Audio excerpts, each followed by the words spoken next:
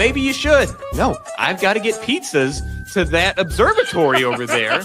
And so you get attacked by some like smoke monster, and you like the pizzas fall off, and you're like scrambling around, like, oh no, somebody Smoke needs monster. the pepperoni. So I'm swimming through 30-weight motor oil. Why are these new additions to your game that your intention was to release this fall? What are you doing? Their primary focus should be surviving litigation. Someone take his phone. I'll do it. Just give me a key card and a red button that turns off Randy's Wi-Fi. It pisses me off that they lump racing in with sports. Then you look at this, insert F-bomb, Mario Kart and Sonic Racing lumped in with F125. An aimless rant. We were just angry. Gentlemen, we can rebuild him. We have the technology. Everybody, we are live. It is episode 49 of the Hardcore Casual broadcast. He is Jay of F1 podcast fame, and I am Mason of online infamy, and we are the conversation at the Game Awards Hangover behind you. So, Jay, how you doing today? How's the week been? I know you've been crazy and swamped at work. It's been a wild one, but as far as games, post Game Awards and stuff, there's been a lot of stuff going on in games, a lot of stuff going on in media. A lot of which we'll talk about tonight. But yeah, what are you feeling? Well, I'm naturally an optimistic person. I try to stay away from pessimists, but the amount of negative feedback from any topic that you can come up with from the Game Awards it's been insane how much dirt sells, man. I mean, this week, from people hating on things that everybody was happy about at the Game Awards to people liking on stuff that nobody liked at the Game Awards, to people not even knowing that Claire Obscure Expedition 33 existed in the first place. That was news to me whenever you brought that up. I was shocked. I've seen so many videos that literally start with the phrase, "What the F is an Expedition 33? And why is it winning all these awards? And why have I never heard of it?" And I'm sitting there thinking the answer to all three of those questions are because you live under a rock or something. Do you have an internet connection? Do you have an internet connection? Or are you on any form of social media? So that was the most perplexing to me. But some of the people thought that and we'll get into all of it, but I definitely want to hit on the Divinity trailer and all the feedback with that, and just my excitement around some of the announcements and I don't really give two shits about some of them. So, anyway. Yeah, we'll definitely talk about what we liked, what we didn't, what we think now that we've had a week to sort of reflect on the experience. Yeah, to digest it. We did a live watch along. Thank you for everybody that joined us either live or after the fact or watched any of the highlights that we've been putting out. I've been trying to get some out, but it's been a busy week. But yeah, we experienced it live, and then getting more time to reflect on it later, especially once I'm editing or something like that. Definitely some of the things I got more excited about than I was even initially, because all the multitasking, not everything has a chance to really like sink in. You're tending to chat, you're working on camera, but then others I also became less excited about or even less impressed. So we'll talk about all that. The first story that we're going to lead off with that we'll get to is regarding Divinity and AI and some insanity that's going on around that I think people are being ridiculous. So this is going to be a hot take. Be sure, clip me if you want, but it's stupid. All the people making a fuss of it, I think, are just making much ado about nothing. And then we've got a lot to talk about. We were going to talk a little bit about Fallout. We're going to talk there. I have not seen it. Jay has, but we'll get Jay's thoughts on this leaked trailer that has been confirmed to be official. I haven't seen the trailer, but I saw the stuff where it's basically been confirmed. Like, yes, this is real. This is not AI. Like it's been confirmed that it's legit, which is. It's always a big clue whenever people start getting struck down for posting it. That's a pretty solid confirmation that it's legit. So that's been going around. But to lead off with, and first of all, I just want to tell everybody, bear with me as we go through this. It is allergy season here in the South, in God's country here in Texas, and I am wrecked. God's country. So bear with me as I may have to hit the cough button periodically. It's getting me. It's getting me.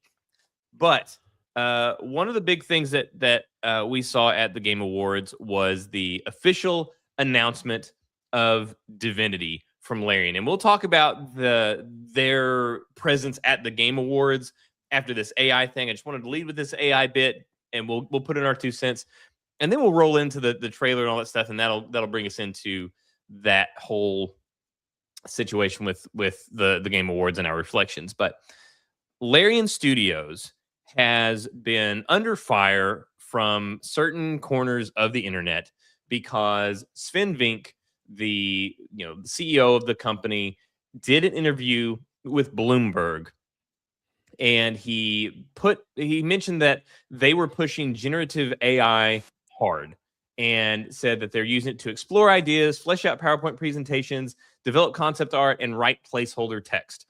This is what he said. And people lost their minds over this.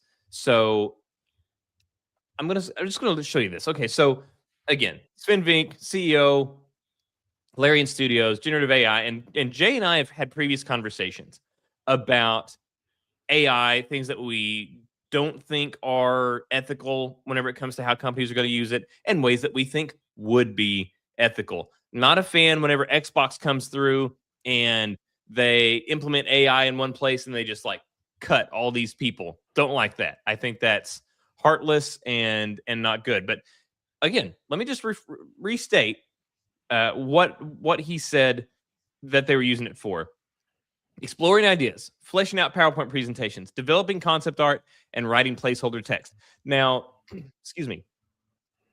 He later in the same interview also said everything is human actors. We're writing everything ourselves, but they're just using this to explore other ideas. Now, the first line here is going to tell you basically everything you need to know about my thoughts on this and what we're looking at.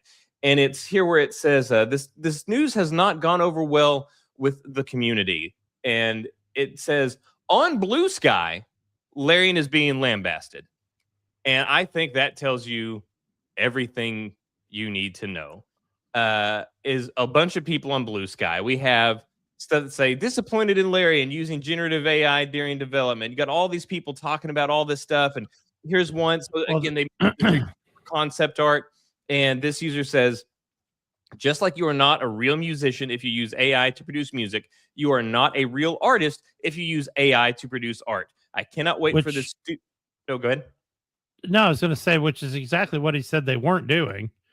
I feel like the problem is everybody's so negative and paranoid and looking for a story that they don't believe him when he says we're just using it for PowerPoint presentations and placeholder stuff. So basically they're saying, because he did mention concept art. And so they're saying, well, you're stealing work from concept artists.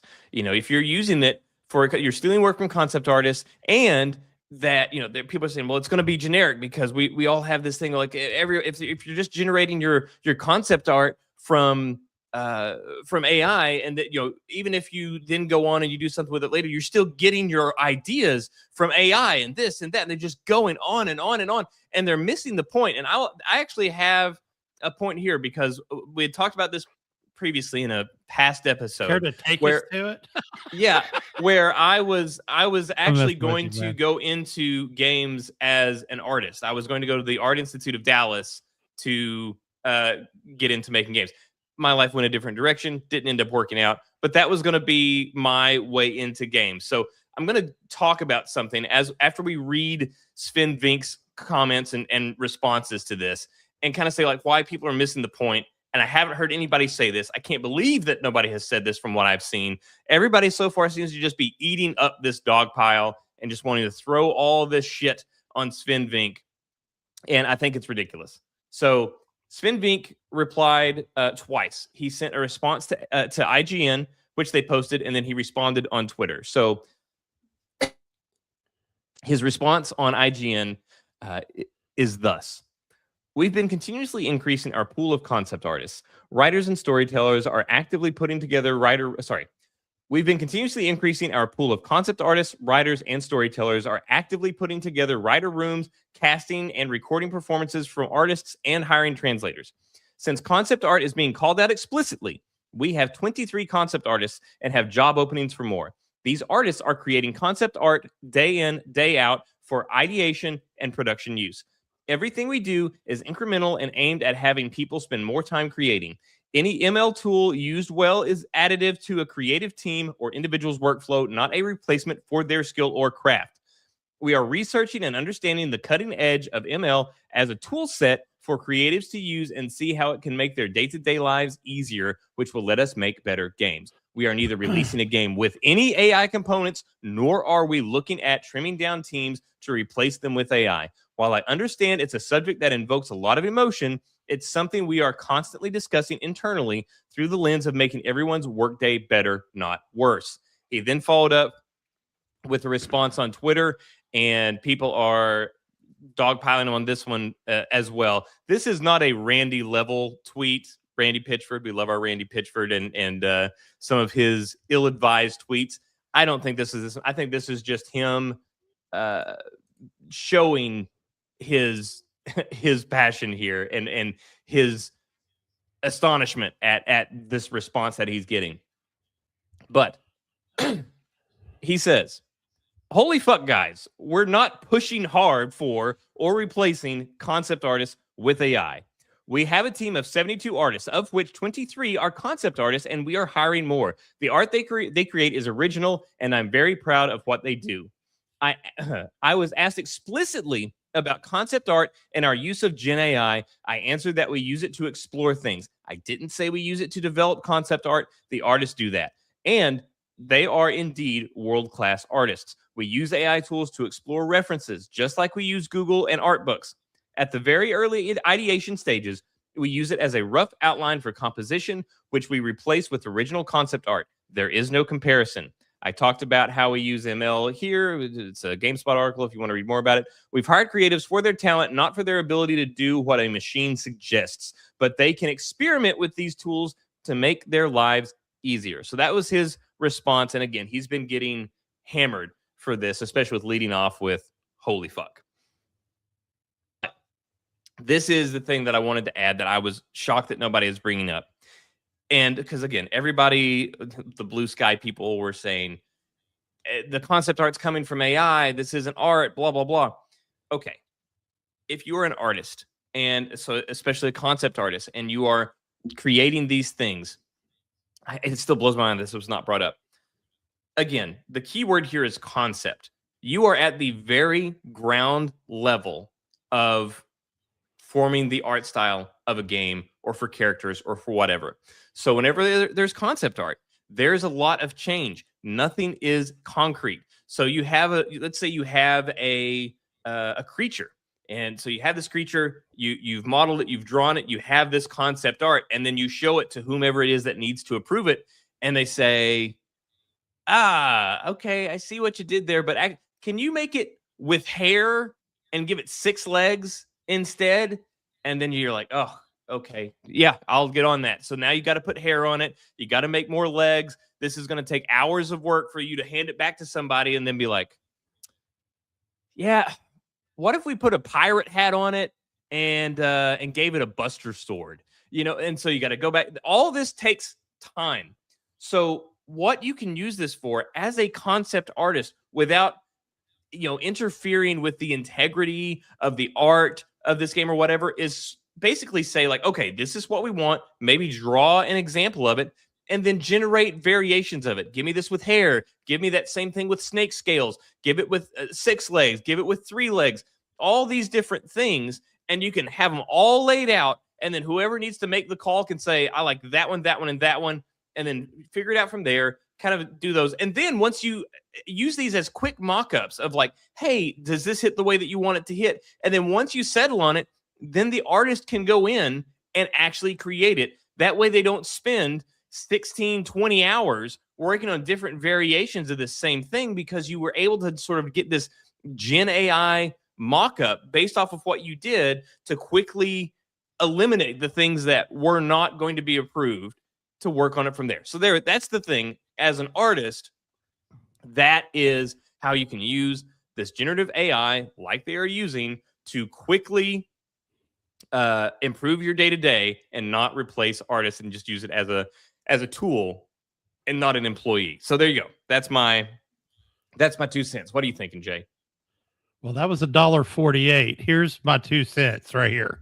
Is Well, I that had to read the story too. I Otherwise, I know. don't know what we're talking about. My comment was from you. You had referenced a comment earlier about somebody saying, "Hey, if you get your concept art ideas from AI, then that's cheating," or whatever the statement was that was made. But my thing is this, man. Whatever your muse is for art, that's your muse. It doesn't matter if AI came up with it. You can have AI say, "Hey, draw me a picture of a horse riding around a water fountain."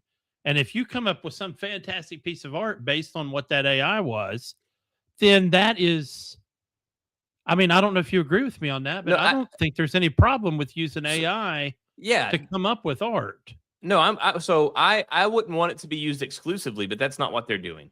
They're using it, like I said, at the ideation stage. So you're like, hey, man, okay. So if somebody says, hey, we need this swamp monster, and you think like, okay, what would be cool for a swamp monster? So maybe if we had some sort of like amalgamation of different, like let's say we have like an alligator, and then maybe if we made brought some of these other aspects into it, and so you just put this prompt in there and just kind of like see what AI comes out with to see to see what the creature might look like, to be like, yeah, never mind, that doesn't look good. And let's throw that idea away. Let me do something else. Now let's go with a snake. And it's a thing where it can just kind of help you quickly put these ideas up there for yourself or for somebody that needs to approve it, so that you don't waste your time crafting these other things that are going to get dismissed. So it allows you to also, from a morale standpoint, you're not always having to bust people's chops. If they know what the mission is right from the go, you're not always having to come in and go, nope, that's not what I'm asking for. You guys missed the whole mark. Yeah, and so Sven went into this whole thing, and he mentioned about how they will put in, they'll have it generate placeholder text. So while people are, actually actively writing, they'll just have some placeholder text there for other things and other people to be able to work with as well. So that it's like, it's not going to be final, but at least it's not just what is the thing that you'll always see, where it's like the actual gibberish writing that you'll see sometime, where it's actually called something, but something ipsum or whatever. But instead of like having the gibberish writing as a placeholder, at least it's something that is relatively, related to what it is that you're working on in that given scene. Right. So, but he said that there will be nothing that is AI generated that will be in the finished version of the game. Everything there is simply to make everybody more effective and help production along. This is wholly different from people or companies that are like Crafton, that seem to be leaning towards using AI to create things to push their game out, where it's like, they're generating entire models in AI and then just pushing it out and not letting anything touch it. Like this is not the same thing. This is not Xbox firing a bunch of people after those same people trained AI models. This is not that. So yeah, it just blew my mind that people made such a big fuss about this whole thing whenever he explicitly said what it was used for, and that nobody jumped in there being like, everybody was jumping in defense of these poor artists that were being wronged by AI, which if they were artists themselves, they would know how AI could greatly help an artist in that situation. Because you could spend easily half of a work week just trying to come up with multiple versions of this thing or make changes or whatever. And it's they're getting away with that. So now they can just generate it, say like, okay, yes, no, that is what I want. Go in this direction with it. And then that artist knows what to do, and they don't have to waste time on 4 different other versions or variations or whatever. Because again, you have to do this with everything that shows up in that game. Main characters, background characters, animals, buildings, so many things. So yeah, there you go. There's my hot take, is that I do not have any issue with what Larian is doing here. Well, and I think people need to come to grips with the fact that regardless, it's coming. AI is going to be used more and more for things. And while I'm not a fan of AI, I am a fan of, hey man, it's too late. We're not stopping this train. So from that standpoint, move forward, and if Larian turns out a shit game, which we know they won't, Yeah. the best phrase I heard this week was from Renfail when he's like, this year, this time, they have big boy money to do Divinity. Yeah. Which As we will opposed to being definitely discuss. Kickstarter campaigns. So, I think no matter what they do, at the end of the day, I would just look at all the people throwing stones and go, what game did you make? Tell me what game you're making right now. Then shut up. Yeah, and there's a lot of people that were saying like, well, AI is not inevitable. Like it is. I mean, how can you? That's like saying that we don't need to use cell phones. Cell phones are not inevitable. Let's just do with that. Like it's here. I mean, it's going to be a massive part of everybody's day to day, their productivity. It's just what it is. I mean, you cannot get away from it. So, there's my hot take is that Jay and I had previously talked about ways that we could see AI being utilized that we would be okay with. This is one of those things. We talked about like something like Death Stranding, where you have these vast areas where most of that area is not actually important to the story. Like you're not having like an event that, a key event take place on that stuff. Like it's just area to walk. Well, if AI could just generate something, just grass and stuff, and just put it there so that you don't have somebody meticulously placing rocks and water and all this to just fill it up. So this is it's a productivity tool. So that's my hot take, is that I'm fine with the way they're using it. If you want somebody that's going to be incredibly biased and give Larian no benefit of the doubt, like I believe they have earned, if you want to see somebody doing that, go watch Young Yaz's video on it. But here, I'm with Sven on this. I think what they're doing is completely fine. I'm okay with it, and I have no problem with buying their next game at all. And I got to tell you, and this is probably a whole separate episode, as an anti-fast traveler, would it have bothered me if AI had generated the terrain in between the towns on The Witcher 3? Probably not, because a lot of them looked exactly the same, and it wouldn't have mattered if you're talking about copy and placing terrain plates to match on a trail or whatever. So, yeah, no problem there. So, now that we've got that out of the way, we'll start off our Game Awards hangover aspect here we'll go ahead and open with Divinity, since that was the big thing. We had the statue, we had the mystery. That mystery seemed to be cracked. Was it a day, 2 days before the Game Awards? Yeah. And then we got confirmation at the Game Awards. It was a trailer. It was Divinity. Not Divinity Original Sin 3. It's just called Divinity. And it was a gnarly trailer. Okay. First off, I got to say that I feel like the reveal was anticlimactic. It deserved to be. No, for the announcement of the statue and the way Jeff did it, I feel like that got moved in the program.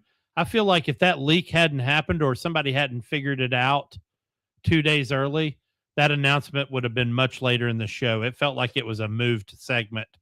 And then Jeff didn't sell it very well, as this being the big hoopla that he made it on Twitter even. That being said, yes, the thing that drove me the most, and we both said it in your wonderfully created short video, it was dark, man. I mean, there's been a lot of people that have said that might have been too dark. I'm seeing feedback that might have been too dark. I have seen some concerns. Yeah. Okay, good. But I've seen a lot of videos where people are like, man, listen, I'm all for this, but putting it on the Game Awards when you got kids watching. That was my thing. It's like, I'm fine with that. I have no problem with it. Yeah. But that was my concern, is like the Game Awards. That's a pretty ballsy place to put this trailer. Like, you just throw that trailer online, whatever. But I was like, man, that's pretty bold to put this on the Game Awards, because I was like, there was some of that stuff that I thought could get like censored. I mean, they went pretty hard. Well, I mean, they had the orgy for one thing. Right after they show a mother holding her daughter's hand and her daughter's all happy, and then here's an orgy. So I was like, wow, man. Yeah, it was pretty. Now, there were two games, and we'll talk about the other one, that I think could have closed the show, and only one of these two games, and definitely one of them was Divinity, and but Divinity was my favorite thing. The second game is actually my second favorite, but Divinity was was my favorite thing that they had shown at the Game Awards, and I went looking and I found everything that we currently know about the Divinity game thus far. I did hear I didn't see anything in here that I could put that confirm that, but I did hear that it's been in development for 2 years so far. That they are Yes. 2 years deep into development, and Which explains why we didn't get any new BG3 content. yeah, they're like, nope, we're done. Let's go ahead and work on our new thing. Yeah. So we can confirm a few things now that have been said. So it is going to be turn-based combat. I mean, that was what everybody expected anyway. That's their bread and butter. That's what they're known for. So we figured that would be the case, but it's confirmed. It will be turn-based combat. It will be a brand new rule set. Obviously, it's not going to be, straight up D&D, because they're not D&D anymore, and it is still going to be different from the previous Divinity game. So they will have a brand new rule set whenever it comes to the way, player turns and stuff will work. So I'm excited about that, because they said that they were going to go based off of what they've learned over these past 3 RPGs, Divinity Original Sin 2, and Baldur's Gate 3. So he said that Sven said that the new rule set was designed specifically for a video game. So they're not going to try adapting tabletop rules to a video game. They have crafted this new rule set focusing on how will this work as a video game. So it's a video game first rule set rather than adopting it from something else. They mentioned that the scale will be massive, and that will be even larger than Baldur's Gate 3 whenever it comes to sheer scale of of the world and the breadth of what you're going to be looking at. They said that they are going to try to give you even more player agency, that the game is going to aim for a level of narrative freedom and player choice that exceeds their previous titles, allowing for deep sequences of consequences.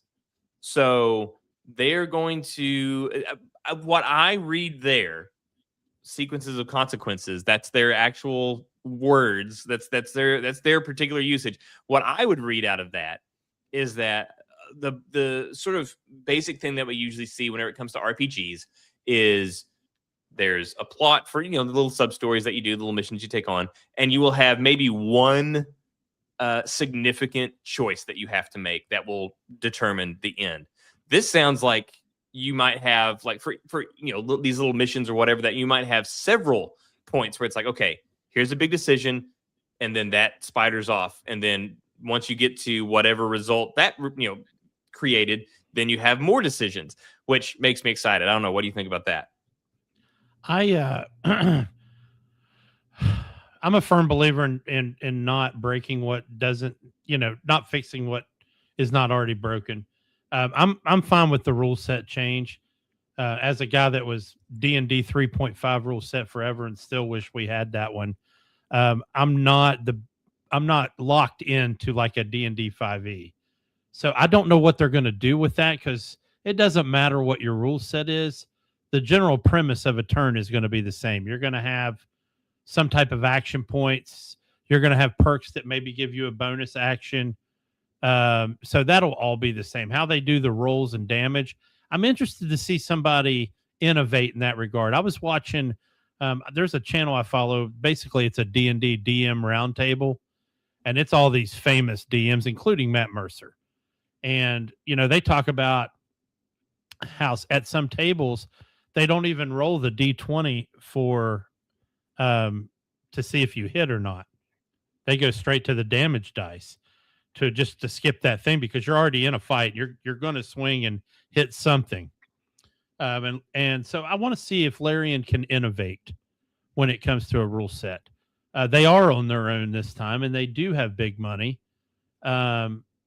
But they're going to still need those creative juices to flow, because that's what it's going to take. So I hope that they're writers, and I hope, I don't know what the role is for this, but I hope that they have strategists employed for their new rule set that you brought up. So because they're going to have to play test that. You know what I'm saying? Oh, I mean, I think, yeah, I think for sure they've got that. I mean, this will be their third game like this. I have no doubt that they have people that can consult on that and they know what they're doing. But I'm excited as well because, like you said, finding new ways to kind of innovate around some of these rules that might seem a bit tired, especially if you are doing a new game that's not directly tied to some of these other things, and something like not rolling the dice. Like, because how many times have you been in one of these games where you are standing directly in front of someone, point blank? There is there's you reach your hand out at all, you're hitting them, and then you do some kind of a blast or a punch or whatever, and you have like a 7% chance of hitting, or even if you have an 89% chance of hitting and you still miss. How did you miss? Well, it's like, and you'll hear a lot of DMs talk about it because it's the suspension of disbelief, and you'll have a lot of DMs that just like, and that game is going to be your DM. So you'll have games where an elf is in a tree and he wants to jump off the branch onto the ground, and you'll have those DMs out there that are just hardcore. They're like, you need to roll athletics, and everybody else like, really? It's an elf jumping 6 feet out of it. If it was a dwarf, sure. Yeah, sure, he breaks a leg if he rolls in that one. I get the jumper, does he fall out of the tree? Yeah. But an elf is basically going to float to the ground as it is. Just let him do it. And to your point, if you're standing right in front of somebody, and let's say you've got a great sword, you're going to hit something. I mean, we have all been there in one of these games where you are immediately in front of somebody. It's like a miss, and you're like, how did that miss? Yeah, and I get given the bad guy in that situation, if he's got a bonus action available, the ability to roll to duck. You know what I mean? But if you take a swipe at somebody and he's got nothing for you, you should hit. I will say, I'm really excited about developing a new rule set, dude, is a big deal. I mean, that's a paradigm shift. And it's very exciting because, like I said, it's not adapting a rule set to work within the confines of your game. It's building a rule set game first. Like, we are building a video game. Let's build a rule set that considers that, that's focused on that. So it's very exciting there. And I have a few things to talk about here, but you did mention one thing that, as I was researching this, that Sven had talked about, or maybe it was another person that was on the game, but someone at Lane had discussed that whenever they release Baldur's Gate 3, or whenever they're working on Baldur's Gate 3, they were actually not going to include reactions. Like, in the game, they were not going to have reactions as an option because they were like, that's just going to slow down combat too much. It's going to create too much of a burden. They had mentioned this at some point, I guess, and they got a lot of pushback from fans that were on it. And so they were like, okay, so they begrudgingly started working to include it. And then they realized, like, oh no, this is actually better. Like, it actually aids combat. It speeds things up to have these reactions. So I think they learned a lot, especially with that last one. I'm excited to see what they do there. So that's some of the new gameplay stuff. As far as the setting and the narrative, so it is going to be excuse me. As far as setting a narrative, it is going to be a turn to Rivelin, the world that they were in for Divinity Original Sin, Divinity Original Sin 2. So it is there. However, we don't know where it is in the timeline. I would assume it is taking place after Divinity Original Sin 2, but we don't know for sure. But one thing that we do know is that the teaser that they're doing does involve the tagline, "The gods are silent, Rivelin bleeds." So it certainly doesn't sound great. And obviously, based on the trailer that we saw, pretty rough, which leads us to the other thing, which is blatantly obvious right from literally from the first frame of the trailer, is the darker tone. It is so much darker than even Baldur's Gate 3. If you guys played Divinity Original Sin 1 or 2, it was very bright high fantasy. It was bright colors. Did you play the Sacred franchise?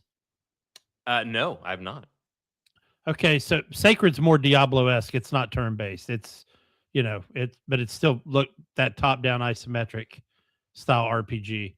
But that's when I first played Divinity 2. That's what I thought of was sacred too. I was like, this is so bright. This is so bright. But this trailer, somebody at Larian's been sitting around playing.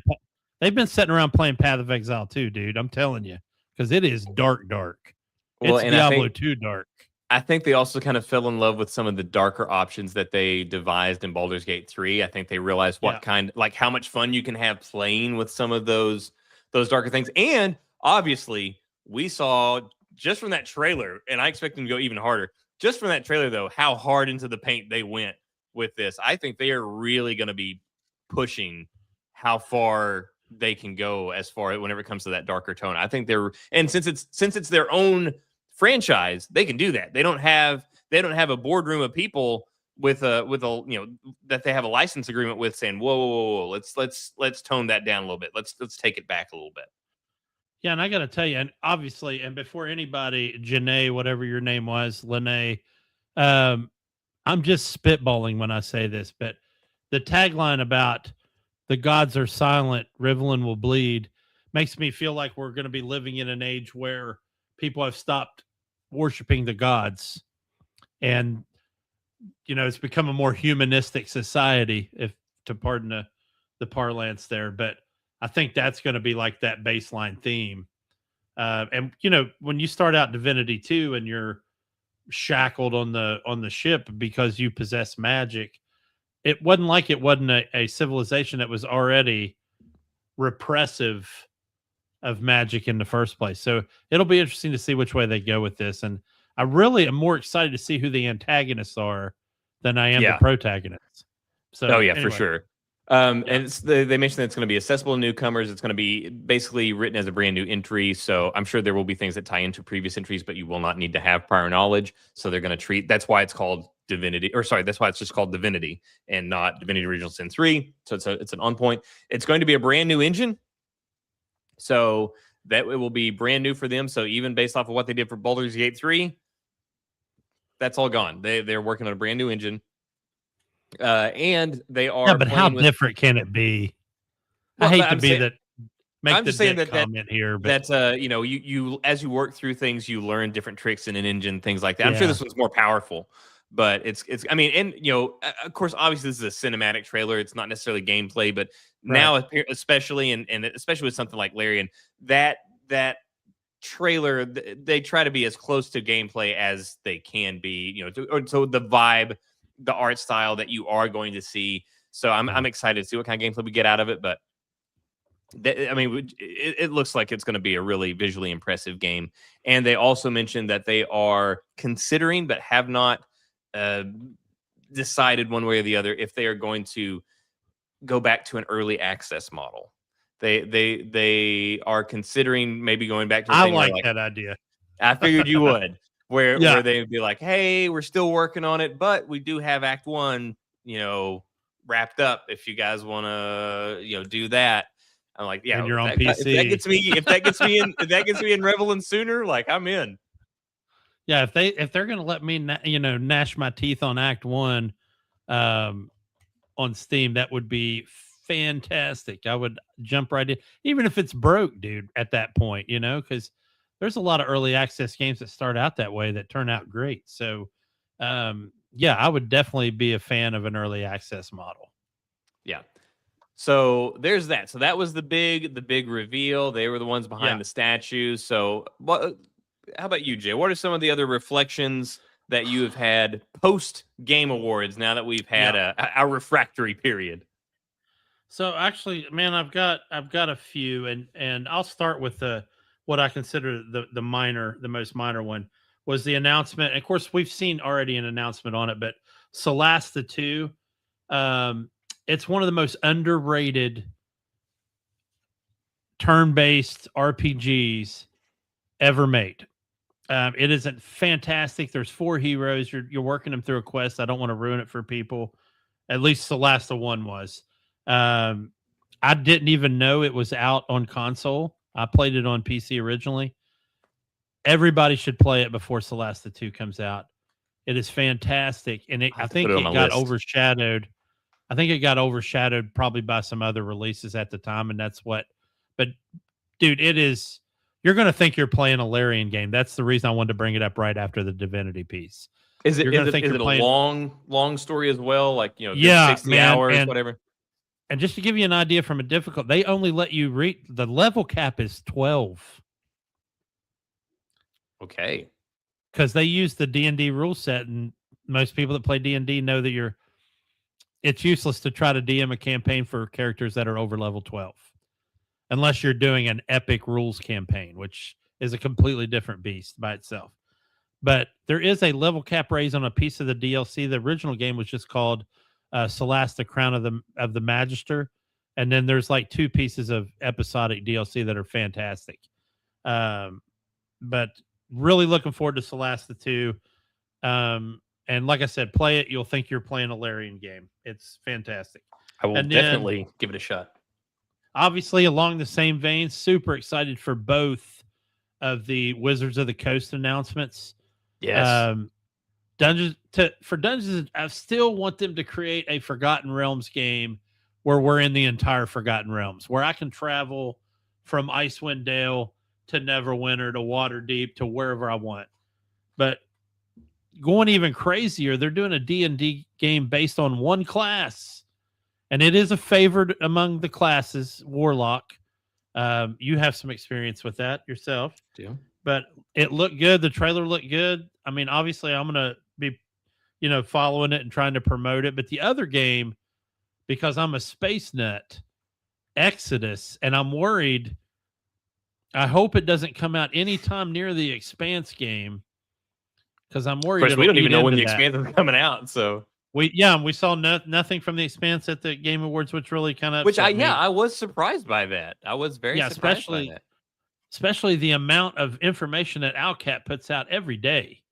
I was really shocked they didn't bring anything to the Game Awards, but I'm looking forward to the Exodus game. It had all the hype leading up to the Game Awards, and I'd seen Exodus in my feeds as ads that I would skip constantly and never even watched it. So I actually was taken aback when I was forced to watch it at the awards. When we watched it, no. I was just going to say, when we watched it at the awards, and at the end of the trailer, which still blows my mind, at the end of the trailer, you start to hear a narrator, and then I'm like, that's Matthew McConaughey's voice. Yes, that's right. Yeah, that's Matthew McConaughey. And then they didn't call it out. They ended the trailer. They didn't mention like, hey, by the way, you just heard Matthew McConaughey. And so I was like, I'm not crazy, right? Like that was Matthew McConaughey. So like the next day, I like researched it, and then I had completely forgotten that Game Awards 2023, Matthew McConaughey was there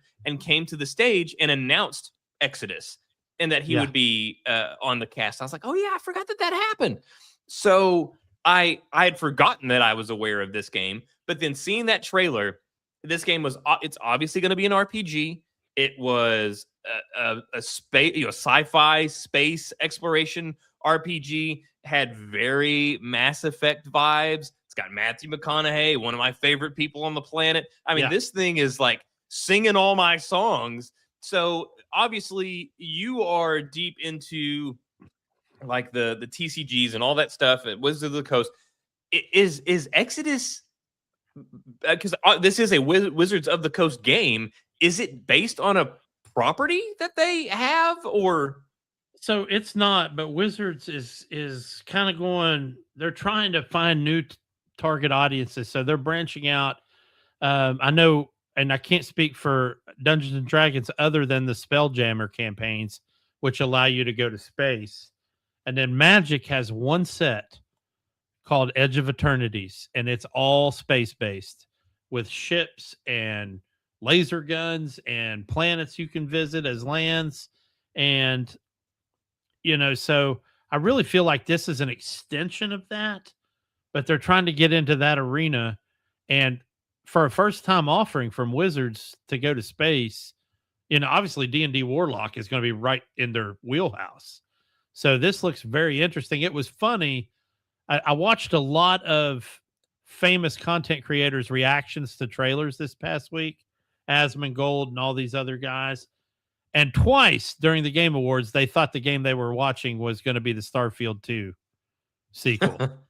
twice, once for this one and once for another game, which I know we're going to be bringing up. I don't think we're getting a Starfield sequel. No, we're not. But the other game I'm talking about, of course, was Fate of the Old Republic, which, as a fan club member since I was 7, I got to tell you, I'm stoked. Even though I totally bypassed Outlaws, and I feel like I was justified in that. Oh yeah, no, for sure. That was the one. That was one where the weight of it did not fully hit me while we watched it, because I was working on camera angles and I was working, chat, and that was one where it just didn't fully land. Like, I knew what I was watching, but the weight of it didn't fully hit me until reflecting on it afterwards and realizing what a big deal it was, because I missed in the release. I missed it the night of, but watching it back later, I realized they did say that it was an action RPG. So they did say action RPG. Yeah. So it's Fate of the Old Republic. So it is going to be in that realm of things like Knights of the Old Republic. We don't know if it's going to be previous or after, or whatever, but it is in that tone. It's got Casey Hudson, who is behind Knights of the Old Republic and the Mass Effect games. Love Casey Hudson. And it's going to be an action RPG. So from those things, that actually tells us a little bit. So obviously, again, it's going off of like the Knights of the Old Republic lineage, because Casey Hudson was behind that game. That was turn-based. And he was also behind Mass Effect, which is an action RPG, which was an RPG, but it was real time. So if we could get some sort of fantastic fusion of those two things, man, I was all in on that. It's funny, that trailer didn't do a whole lot for me, but them showing Casey Hudson, I'm like, I'm in. Yeah, that's what bothers me the most. And I'm trying not to shit on this story, because I think this is going to be a fantastic game. It really is going to be hard for this one to fail. So I guess mark my words, and Mark timestamp that comment. But what worries me now is that we're not going to get our KOTOR remake. That they've confirmed that it's still being developed. Okay. So they swear it's still coming. I just feel like now it's going to be even longer. Well, or I think now they should feel even more pressure to get it out, because if they put out a good product, it will only serve to, drive more people to Fate of the Old Republic. Yes. Like if you can give us a good reboot of the original, then you're going to just win more fans. You're just going to win more people in support of this new game. And there was speculation just based off of a normal development cycle for a game, given that a typical development cycle is about 5 years, and the fact that this is a new studio. People are saying like, okay, well then what, like 2030? But Casey Hudson, I don't know if it was on Twitter or in an interview, he came out and he said, it's not going to be 2030. It will release before 2030. I'm not getting any younger. So he's saying it will be before 2030. And so people were wondering like, well, if this is a new studio, how could it be before 2030? And there was a, YouTuber, Mr. Matty Plays, that has speculated that. So before this, Casey Hudson had been, he had established another studio for a couple of years, and they had been working on a sci-fi project. And then the company that had commissioned them to do that ended up canceling that project.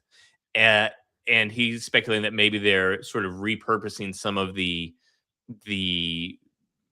things that they had created there as kind of a way to jumpstart development on this one. I don't know, but I'm looking forward to it. I'm super excited. And I'm like you.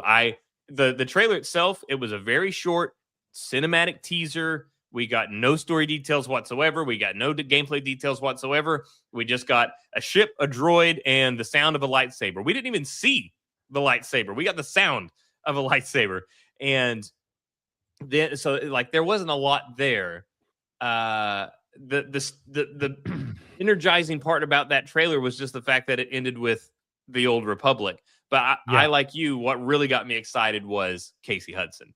And the fact that we've got the guy that steered the ship to 2 incredible franchises. I mean, absolutely incredible franchises. So, before Disney screwed up the Star Wars expanded universe, I read roughly 270 books in the expanded universe. The first one that was ever written about the Old Republic was this book right here. Well, That is my I guess. screen. Oh, sorry. Well, that's not letting me add it. There it is. This book called Dawn of the Jedi Into the Void that takes place 23,000 years before the Battle of Yavin. That character that you're looking at is Lenore Brock, who is a Jedi Ranger back when they were called the Jedi, which means they basically practiced both dark and light side and just made sure not to fall to the dark. If you watch that trailer again, I'm wondering if this is who we're playing in that game, or if she's in that trailer. Suspect that we will create our own character. Well, we created our own character in Knights of the Old Republic. We created our own character in Mass Effect. I suspect that it will not be an established lore character. I just think it was really weird that the character they used as a place. As soon as I saw it, I was like, "That's Lenore Brock." But I'm one of the things I Googled right after was, "Are we going to be able to create a custom character?" Because I would absolutely want to be able to do that, and we are. But it makes me wonder how far back into the Old Republic we are going, because KOTOR wasn't that far. It wasn't. It was in the after the golden age of the Sith, so we're talking 5,000 years, give or take. So it would be interesting to see how far Fate of the Old Republic is going back.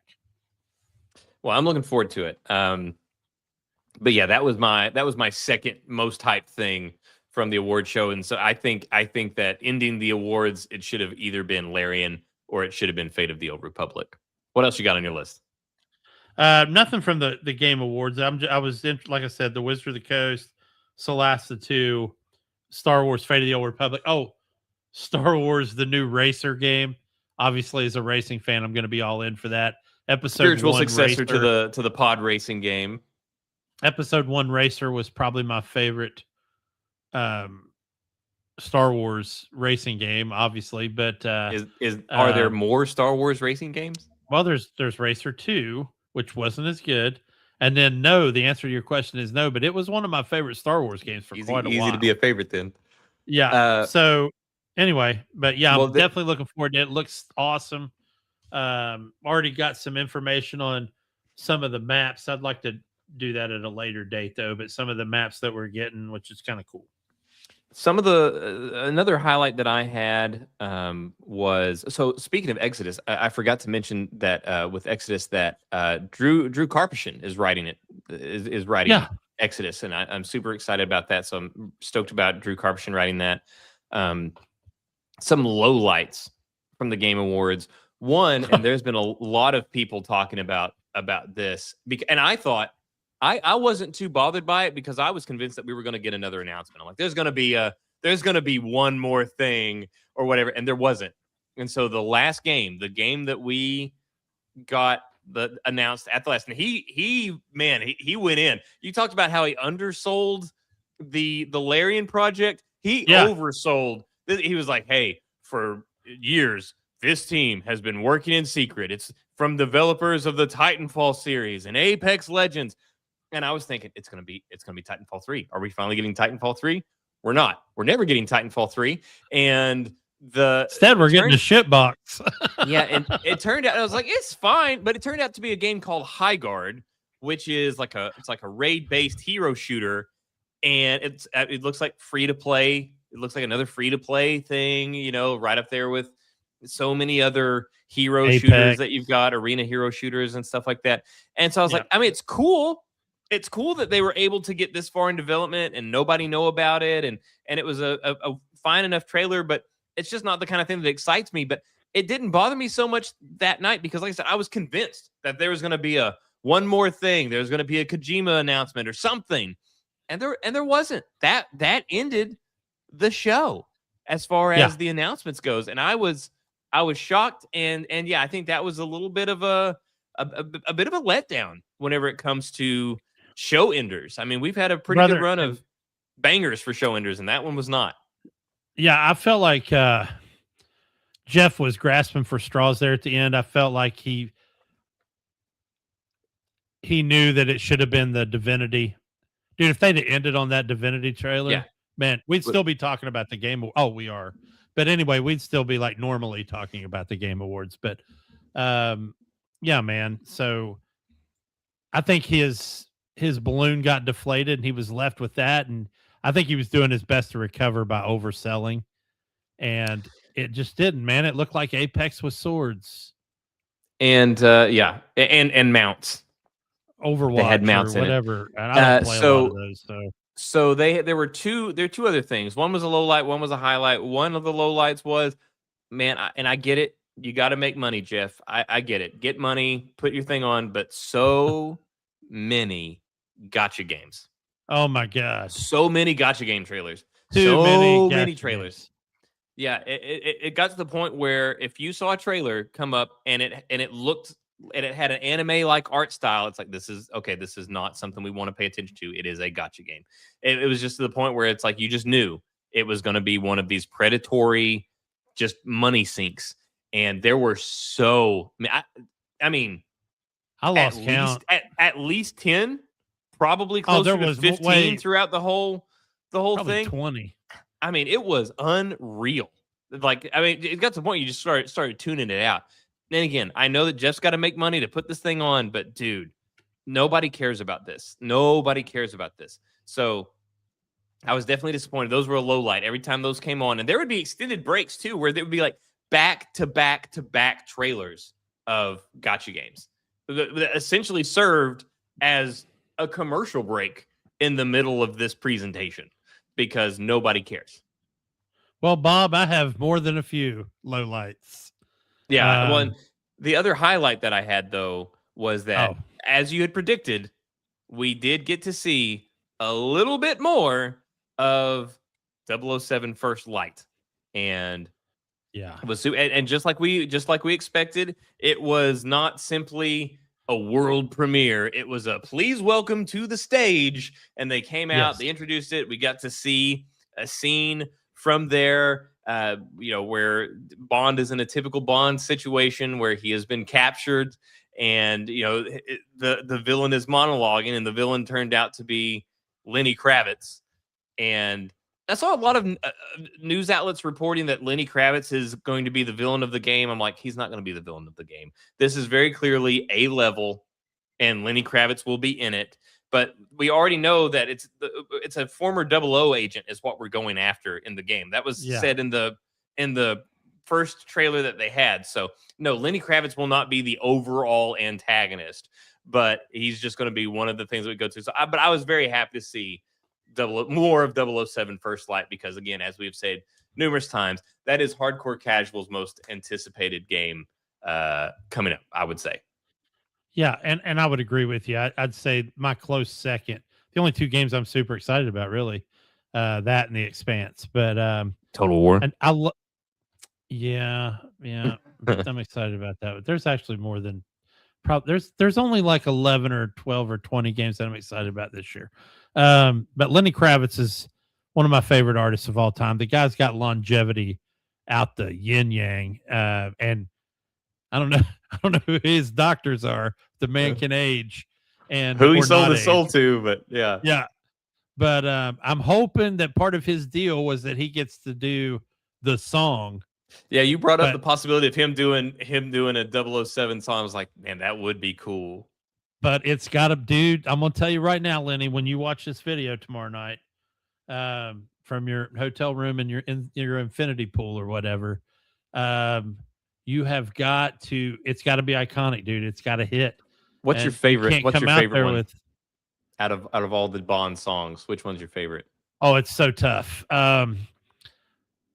So we've had this we had this conversation in the Game Awards where you guys were roasting me about female artists and how I love female artists that got voices that can lift houses off the ground.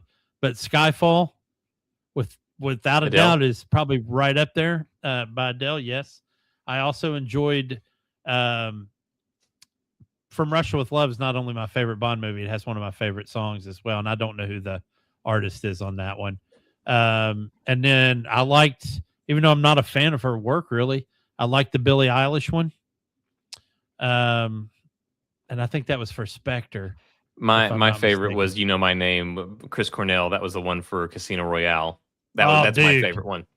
That is a great song. That was a good song.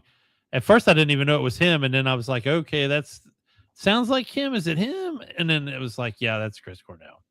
He hits a couple of those Temple of the Dog beats, and I was like, yep. That's any Cornell. other things to touch on from the show? Well, I will say this. I think, Jeff did a good job getting through a whole show without Hideo Kojima, but I heard rumors on why Kojima wasn't there and how it was related. He was in the audience. Oh, well, that he didn't get brought up because he felt shunned or whatever about Death Stranding. I don't think that's true, but he got nominated. Yeah, I thought Sydney weren't going to win. I thought Sydney did a great job. Another huge low light, and I know you're going to agree with me immediately. Miss Piggy.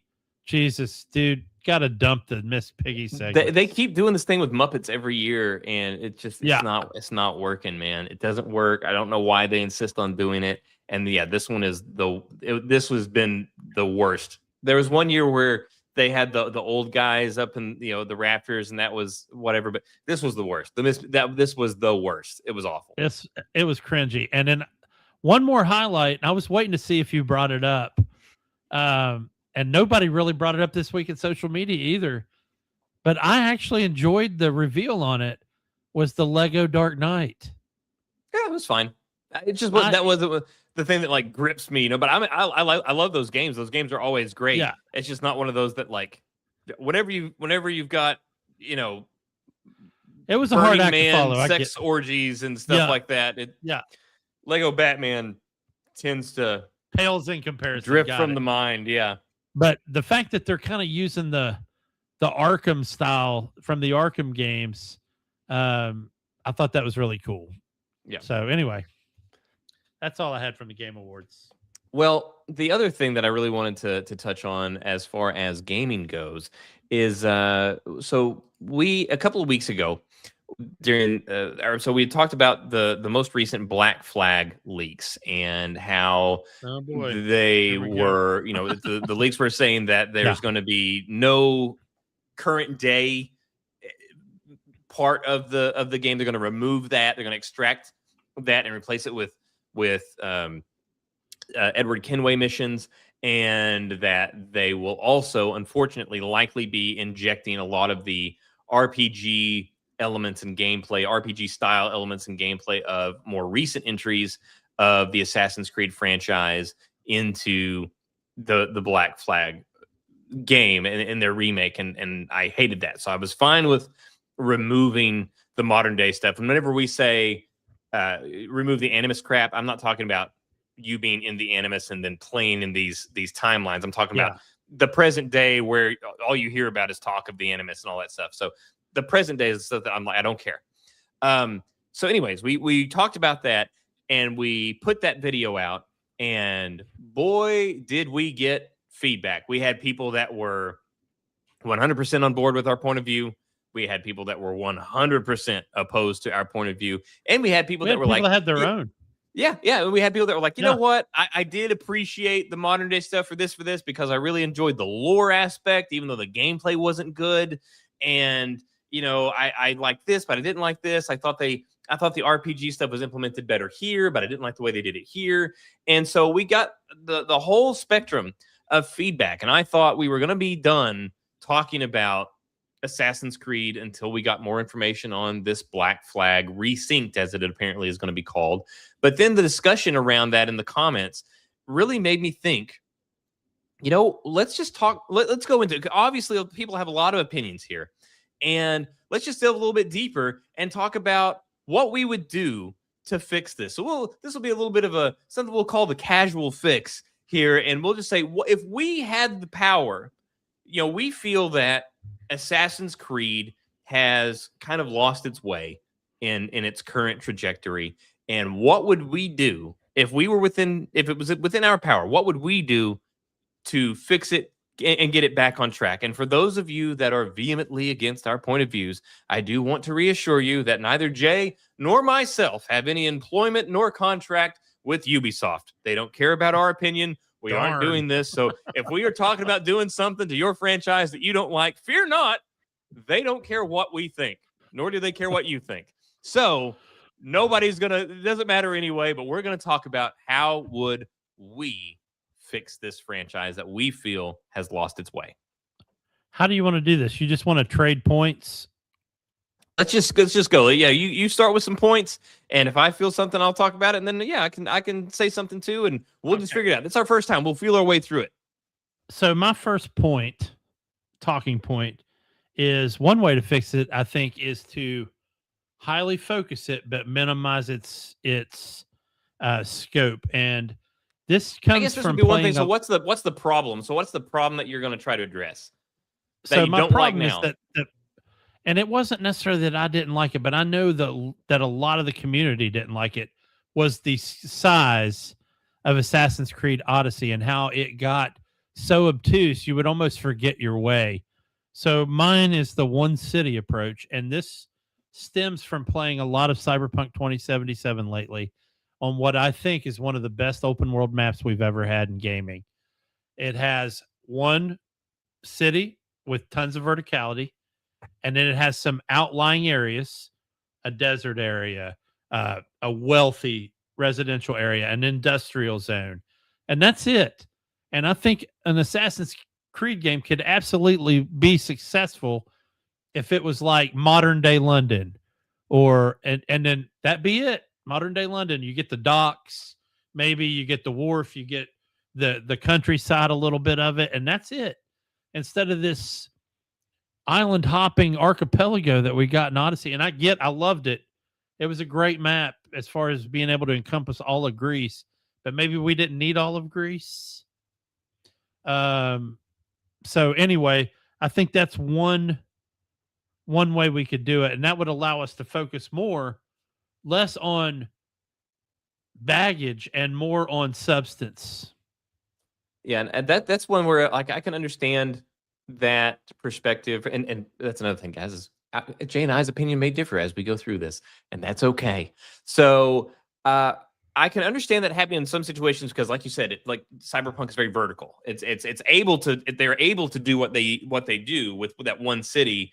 One, because that city is large, and two, because it's very vertical. So they can stack things on top of one another, as opposed to a lot of these maps from back in the day where everything, you've got little one-story huts and things like that. Yeah. So they have to spread them out, across the ground, as opposed to like building them up and stacking them. So it would definitely have to be one of those situations where the location and the time would have to accommodate for that verticality, because that's the one thing that we would not want to do. Is you would not want a reduced area to reduce the amount of things that you could do. So I can understand why that would work in certain situations. I also don't mind huge maps. I love huge maps as long as there's something to do in them. And yes, like you said, that's the problem that they have had many times, is that they would have these massive maps with almost nothing to do in them. If you want to know how to use a massive map, look at The Witcher. You cannot get from point A, no matter how near or far your point A to point B is, you cannot get from one area to another without the temptation, at least, to do 6 other things. Or Red Dead Redemption 2. There's so much that comes up, and that never happened in these massive Assassin's Creed worlds. You never got distracted from your point because there wasn't anything going on. How many times were you on Roach and you'd have to get off to fight somebody? You get back on Roach, you go about 2, and you're like, man, screw it, I'll just walk, because I'm getting attacked like every quarter mile when I'm on this horse. Or it's my fault and I heard a noise in the woods and I'm like,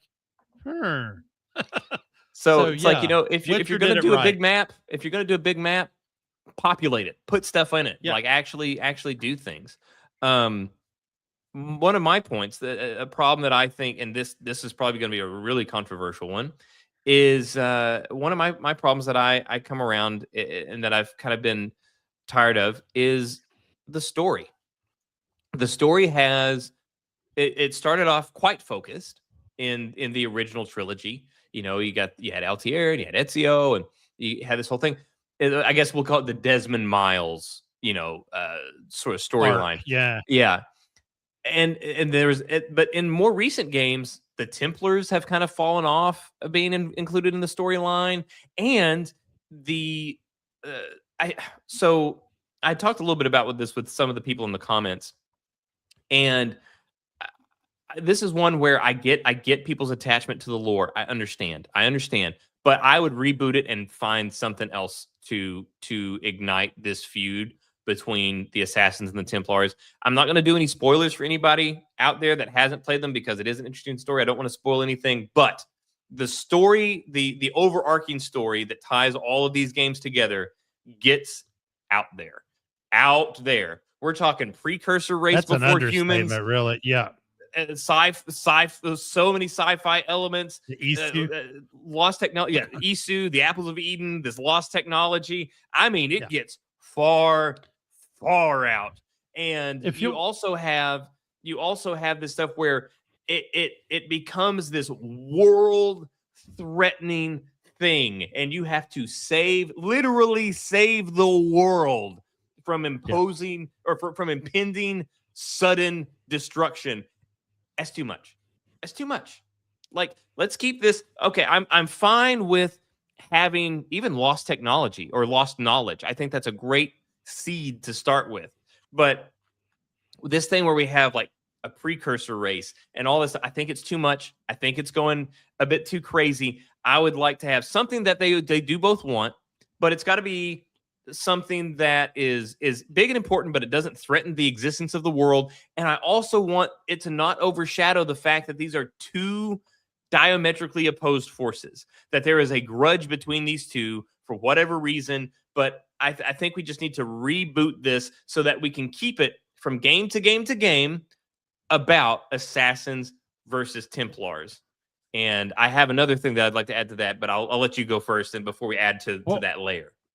First, I want to wholeheartedly agree with you on this topic. I absolutely, and I'm going to use this word a lot because this franchise is that it's obtuse and the story is insane. And you're going out there and we're equating Greek gods with precursor races, and a lot of game franchises use forerunners or precursor races, and they do it well. I think what hosed Assassin's Creed, and it's not their fault, when Jade Raymond pitched this thing at the 06 E3, I don't think they thought it was going to grow this far, especially just being inspired by Prince of Persia. They definitely outkicked their coverage on this one. Yes, but they locked themselves into this Assassins versus Templar thing because their first game was set in the Crusades, where the Templars were actually relevant. And now we have so many games that are set in a timeline where there was no such thing as a Templar. So they've had to come up with these ancillary groups that they're saying eventually become they're spin-offs of the Templars, or they're secretly a Templar faction or something like that.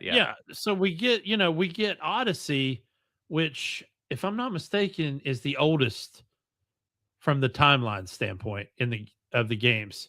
Yes, it is. So it's about 100 years after the Battle of Thermopylae. And then, Dark Ages England in Valhalla was pre-Crusades. So I agree with you, but I don't know how we fix that part to where we bring it back into this same. And I'll just admit that I don't know how we. No, that's just. I'm not writing the story. I'm just saying we need something else. We got to do something else. And I also agree with. I don't think it has to be the Templars. Yeah, I like that concept, though. I do like the fact that there are these two factions that approach things differently, whether it's the Templars or something else. But if you're rebooting Assassin's Creed, I think it's got to be the Templars, just because that's like the built-in thing at this point that goes with it. But along with that storyline, and here's another that's probably going to be controversial, get rid of the Animus. Get rid of the Animus. We don't need it. Yeah, the that's Animus going to be controversial. The Animus I honestly think the only reason that we still have the Animus is because of the shock of that first game where where they didn't tell you that there's this whole other modern side, and that thing about where you wake up in this white room and all. I think that the Animus, I think, was a prop that they used to introduce this modern element. We don't need it. This whole thing, we're talking about chasing after these people that have documented so much of their timelines, the Templars, the Assassins, both of them, crazy amounts of notes and scrolls and books and all of this, and we're going after hidden technology. Why do we need an Animus to know what happened before? I think a better way of storytelling, as opposed to finding some excuse to put someone inside an Animus to then play through a past thing, is have a parallel story and just say, like, hey, we're in Egypt because we're looking for this thing that was deposited here by a previous assassin back in this time, and we get to play both of those. That's the other thing, is instead of something like where we had in Black Flag, where you're playing in the Caribbean, but it's based out of Canada, where where the modern day is in Canada. That's where you're have the modern day and the past stuff. If you're going to do, have them in the same place.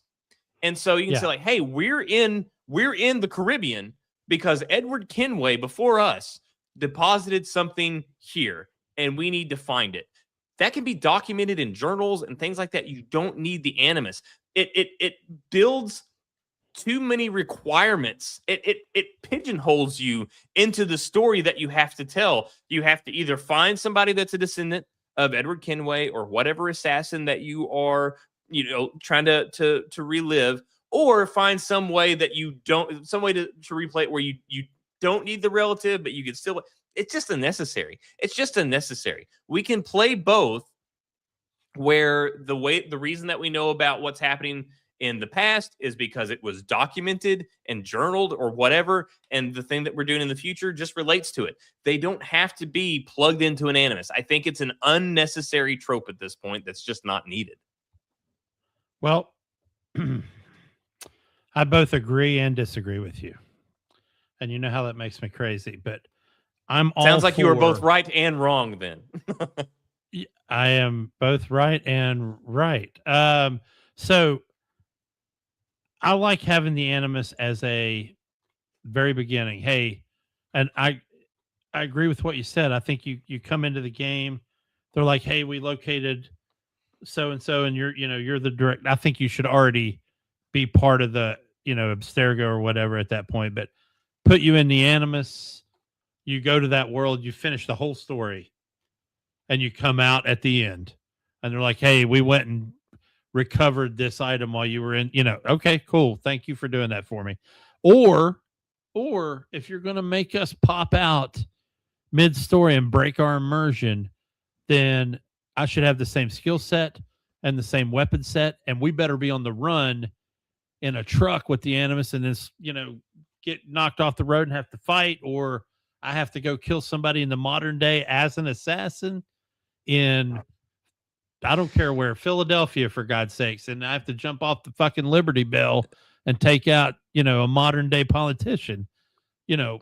Obviously that's not real, but still in the game. That's my point, is make it worthwhile.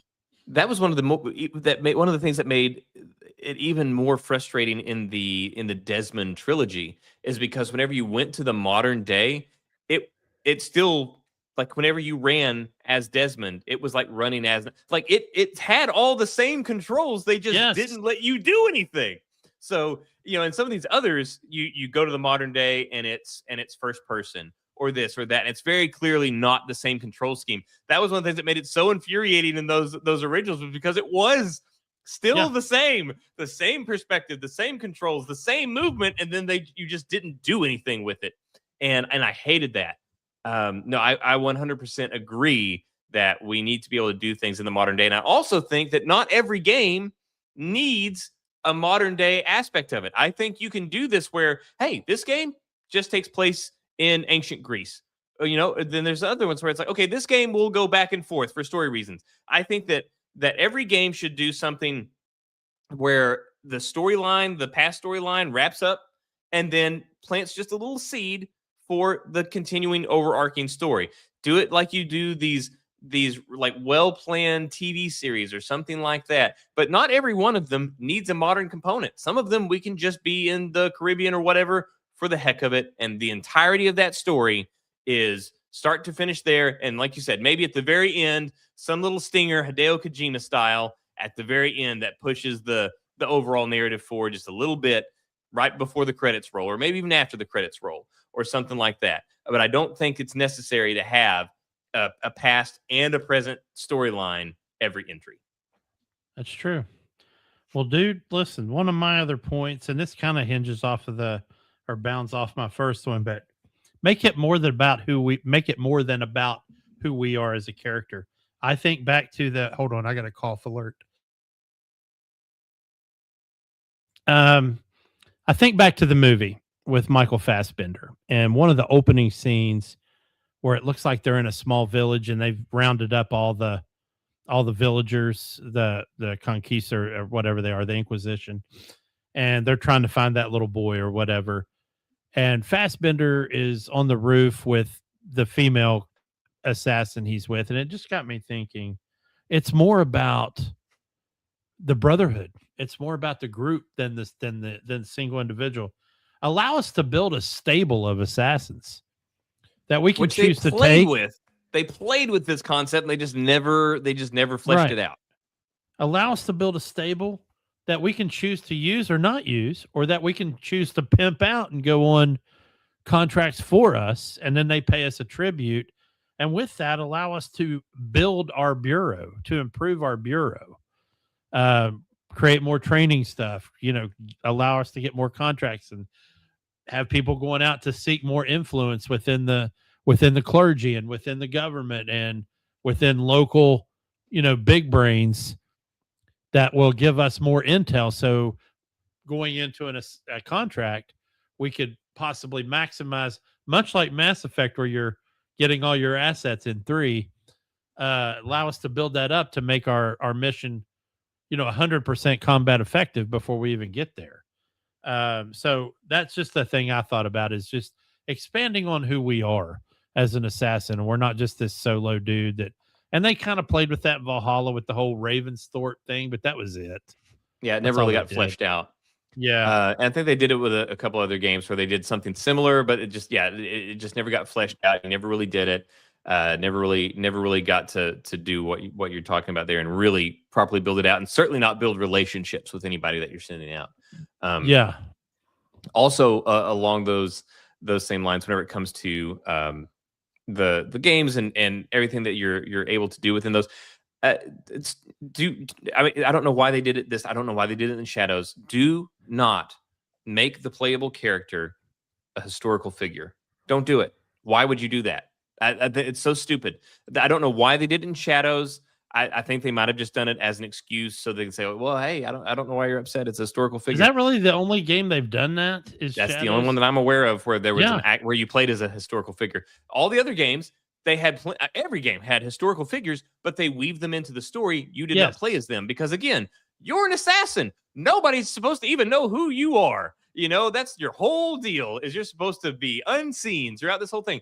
And it also pigeonholes you.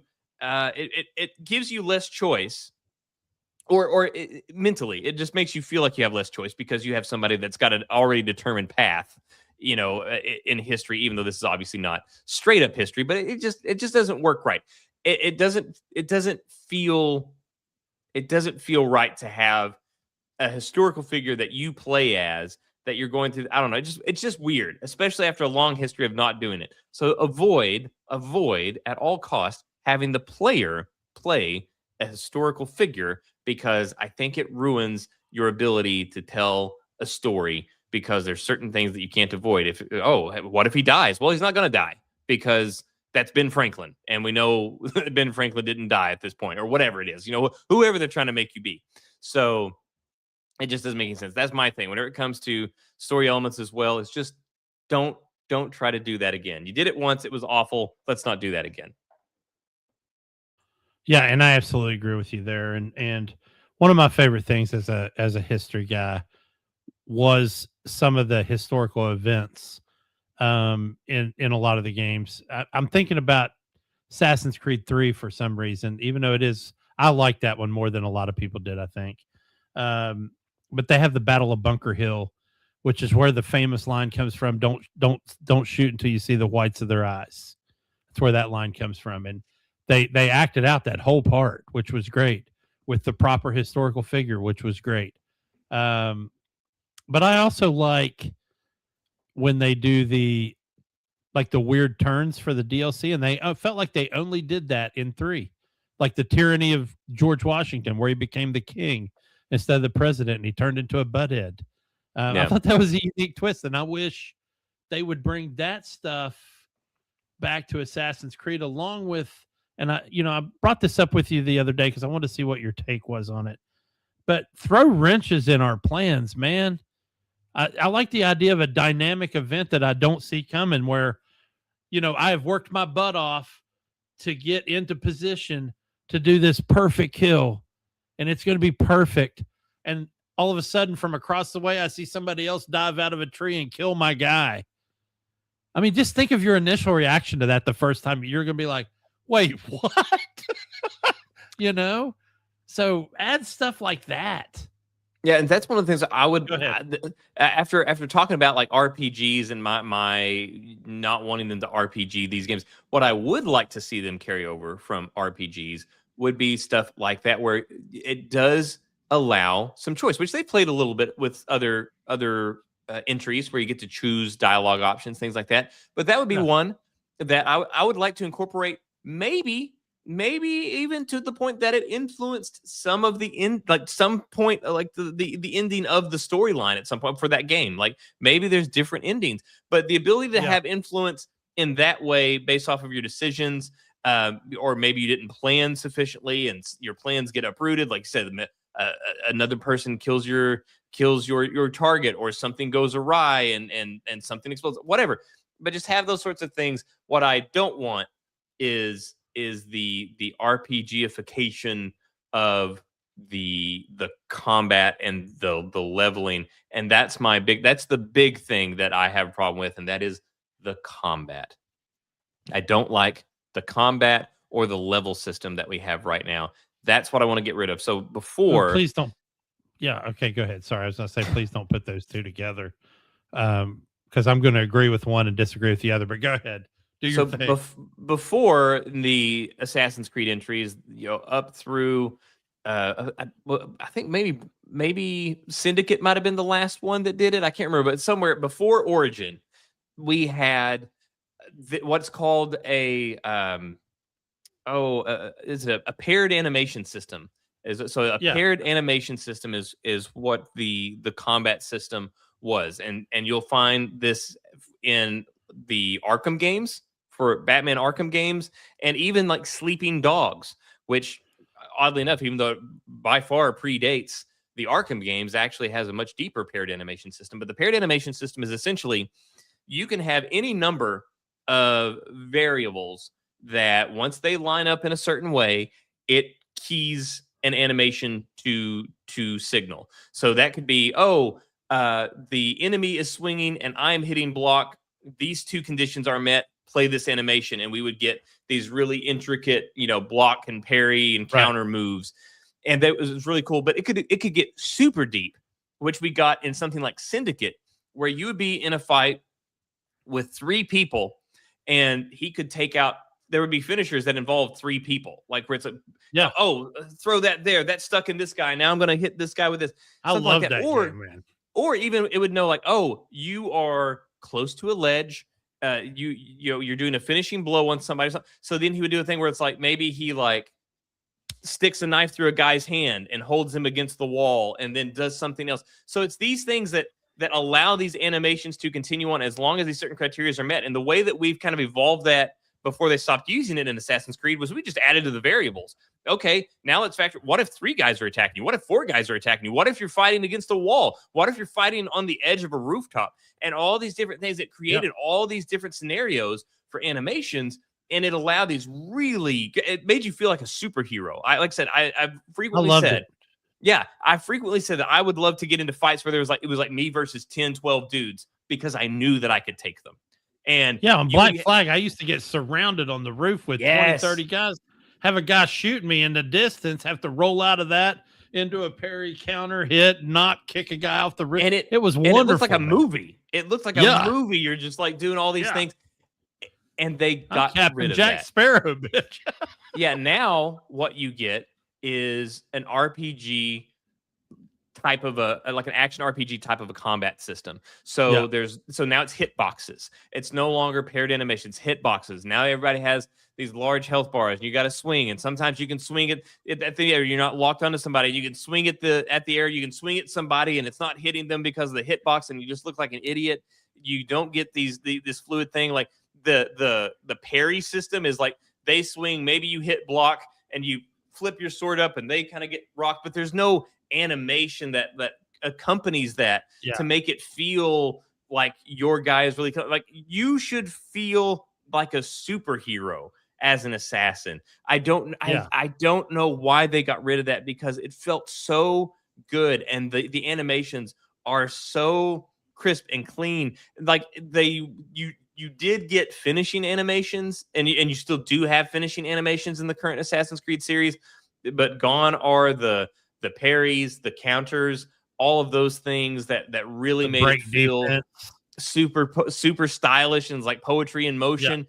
That stuff's all gone, and I miss it. And that's what I am really disappointed about hearing, with that being taken out of Black Flag, because Black Flag had that. And you think pirates, you think swashbuckling, ting, ting, ting, ting, ting. Like you think about these saber battles, these saber tools, Pirates of the Caribbean.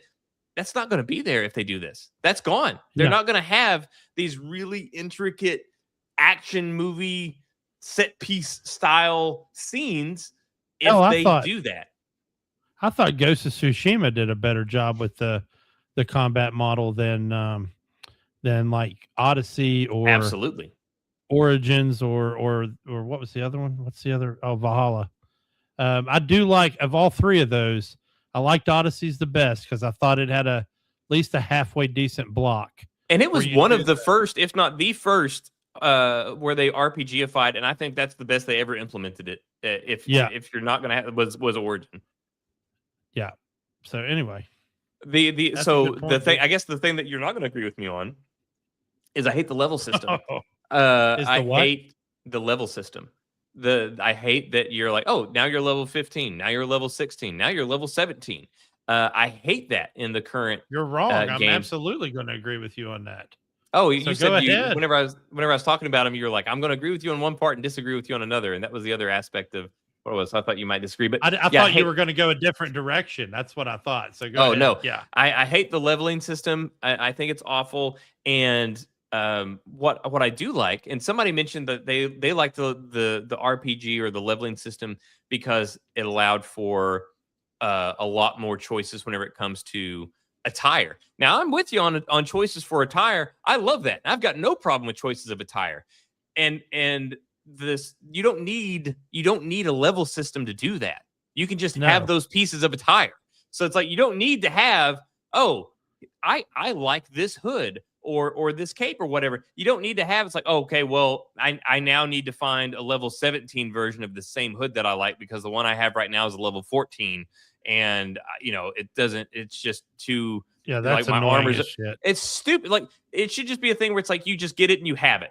That's it. Like there's no reason for leveling. There are other ways to increase the difficulty of boss fights or to keep you out of areas that they would rather you not be in at that point. There's other ways to do that outside of just over leveling the competition.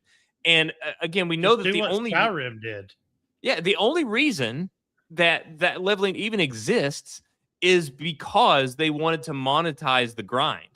Because remember when they did that thing, they're like, "Oh, hey, but actually, if you pay us money, you can earn XP twice as fast or whatever." And they did it to monetize it. They didn't do it because it actually benefited the gameplay. And so that's what I was talking about, 2 weeks ago, where it's like you don't have any sort of visual identity until you max out your level and you have everything, because until then you're just like, okay, well, this is my highest level hood, this is my highest level tunic, these are my highest level It boots. was annoying. Yeah, so it's like, okay, well, the style doesn't match. So yeah, go ahead and throw in the different pieces and let us mix and match and change the colors. Just don't make us have to get it 18 times or 25 times to keep having it as we level up. Like, that's stupid and it's pointless. I think, and I didn't know which way you were going with that part of the conversation, so I apologize early. But how dare you, sir? I wanted to say that, yeah, I think whatever level you are, your gear should just be matched. I don't think that should be another concern of mine. I also, for some reason, and I love crafting, dude. It's like one of my favorite things in an RPG. I'd rather do that than buy something at a store in the game. You know what I mean? But it has no place in Assassin's Creed. Assassins were professionals. I don't think they crafted any of their own stuff. I'm sure they had people that did that. And that was just another way to make contacts, have a forge or a blacksmith guy that knew somebody. You know what I mean? So to me, it breaks the realism of exactly what you said with the hood. That was the most annoying shit I've ever seen in my entire life. I was putting together the Achilles set in Odyssey, and I grabbed one piece too early, and it was like a level 8, and the rest of it was like level 36. And trying to get that helmet from an 8, I'm like, just give us transmog and call it a day. Yeah. So now you had to either deal with it where it's like, okay, I can either have everything look the way I want it to look, but my equipment is under leveled, or I can have everything leveled appropriately and all of your attire is completely thrown off because it doesn't align. It looks completely mismatched, and it's so so I hated that aspect. So there we go. How about you, Jay? Do you have anything else on your list of problems that need to be solved? So you ended up getting a laugh out of this one when I brought it up when we were reviewing it, but so I've got a bullet here that just says F history. F being the F word, and which is funny for me because I love history. But how about let's break the mold, man? Let's go to space. Let's jack into a simulated world. Oh, wait, we're kind of already doing that, but you know what I mean. Let's go full Inception and get paid contracts to invade people's dreams and kill them inside their dream. Where we can create whole fantasy segments. Ambitious. Yeah, so that's my point is break the wheel, man. Break it. Let's do some crazy shit. We could go to realistic space, like within our solar system. Now it might be interesting if there was like some sort of thing where, like, maybe for a mission, some sort of modern thing where you're in the space station or something like that.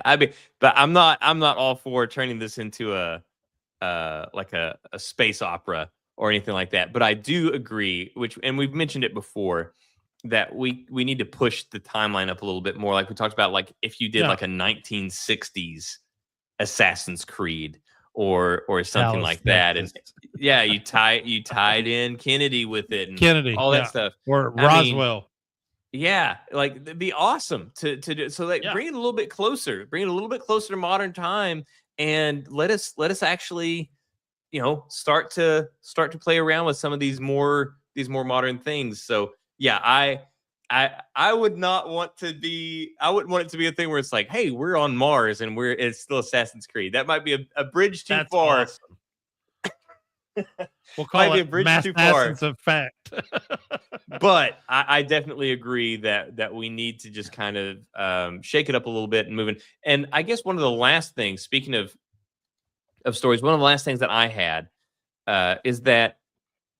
And this is something that they try to experimented with, but again, they never really came from. And that is the ability to be a Templar. So you wouldn't need to do it every other game or anything like that. But I think, hey, every 3-4 games, give us a game where we play as a Templar and we get to see something from their perspective and their side. And if you want to play around with different combat systems or something like that, do it there. Do it with the Templar game. And I don't want a Templar game where you play like an assassin. I don't want to do that. The whole thing with these two factions as they're diametrically opposed in their approaches and their points of view, their Yeah. perspectives. I want, when we play as Templars, I want that to be a different feel than whenever you're an assassin. I don't want a Templar jumping out of a tree with a hidden blade and going into the back of somebody's neck. Like, if you want to do, what's his name? yeah, Shay Cormac in Rogue.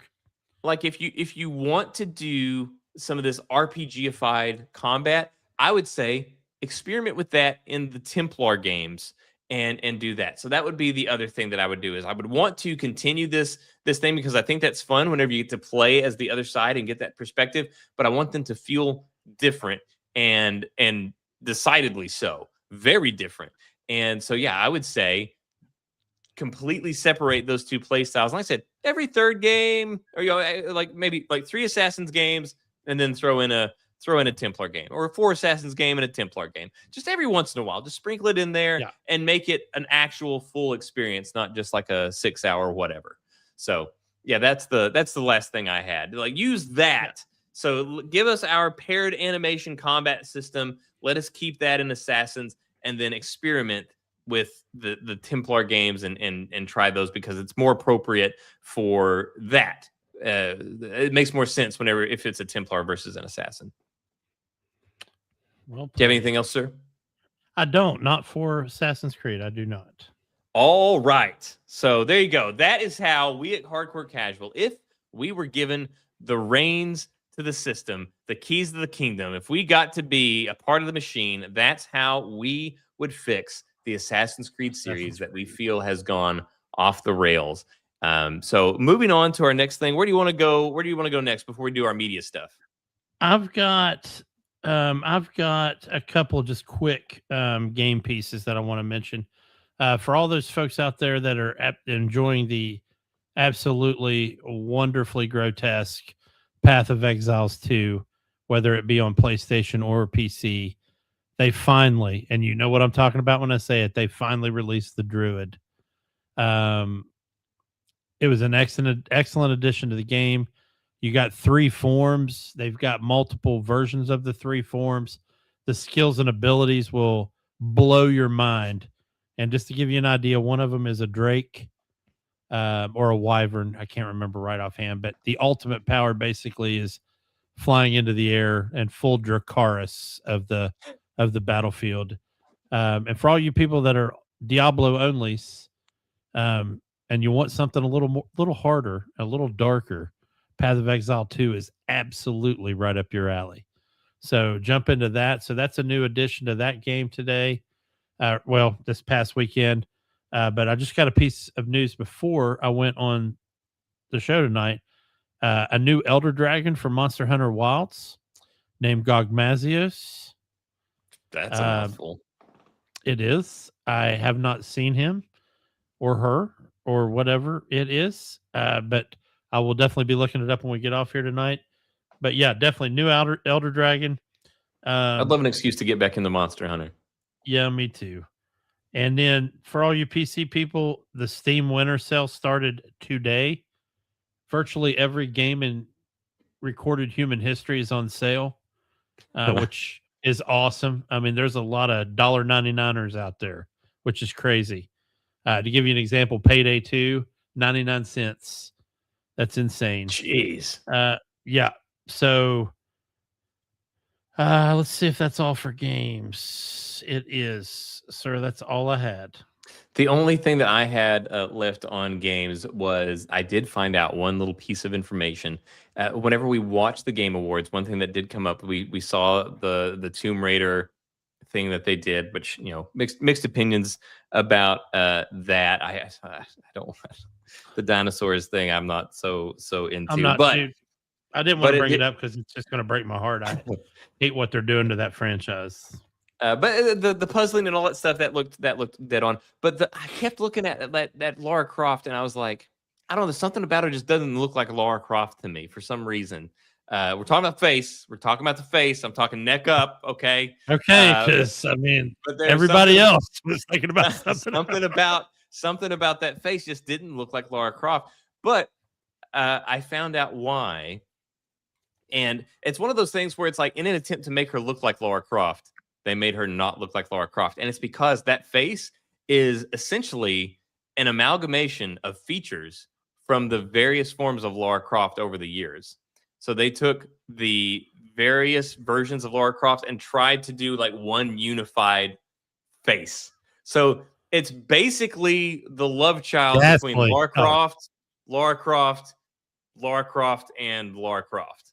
And we got that. And so it's one of those things where it's like in your attempt to make a unified visual, there's just some uncanny valley thing happening where it just doesn't look quite right.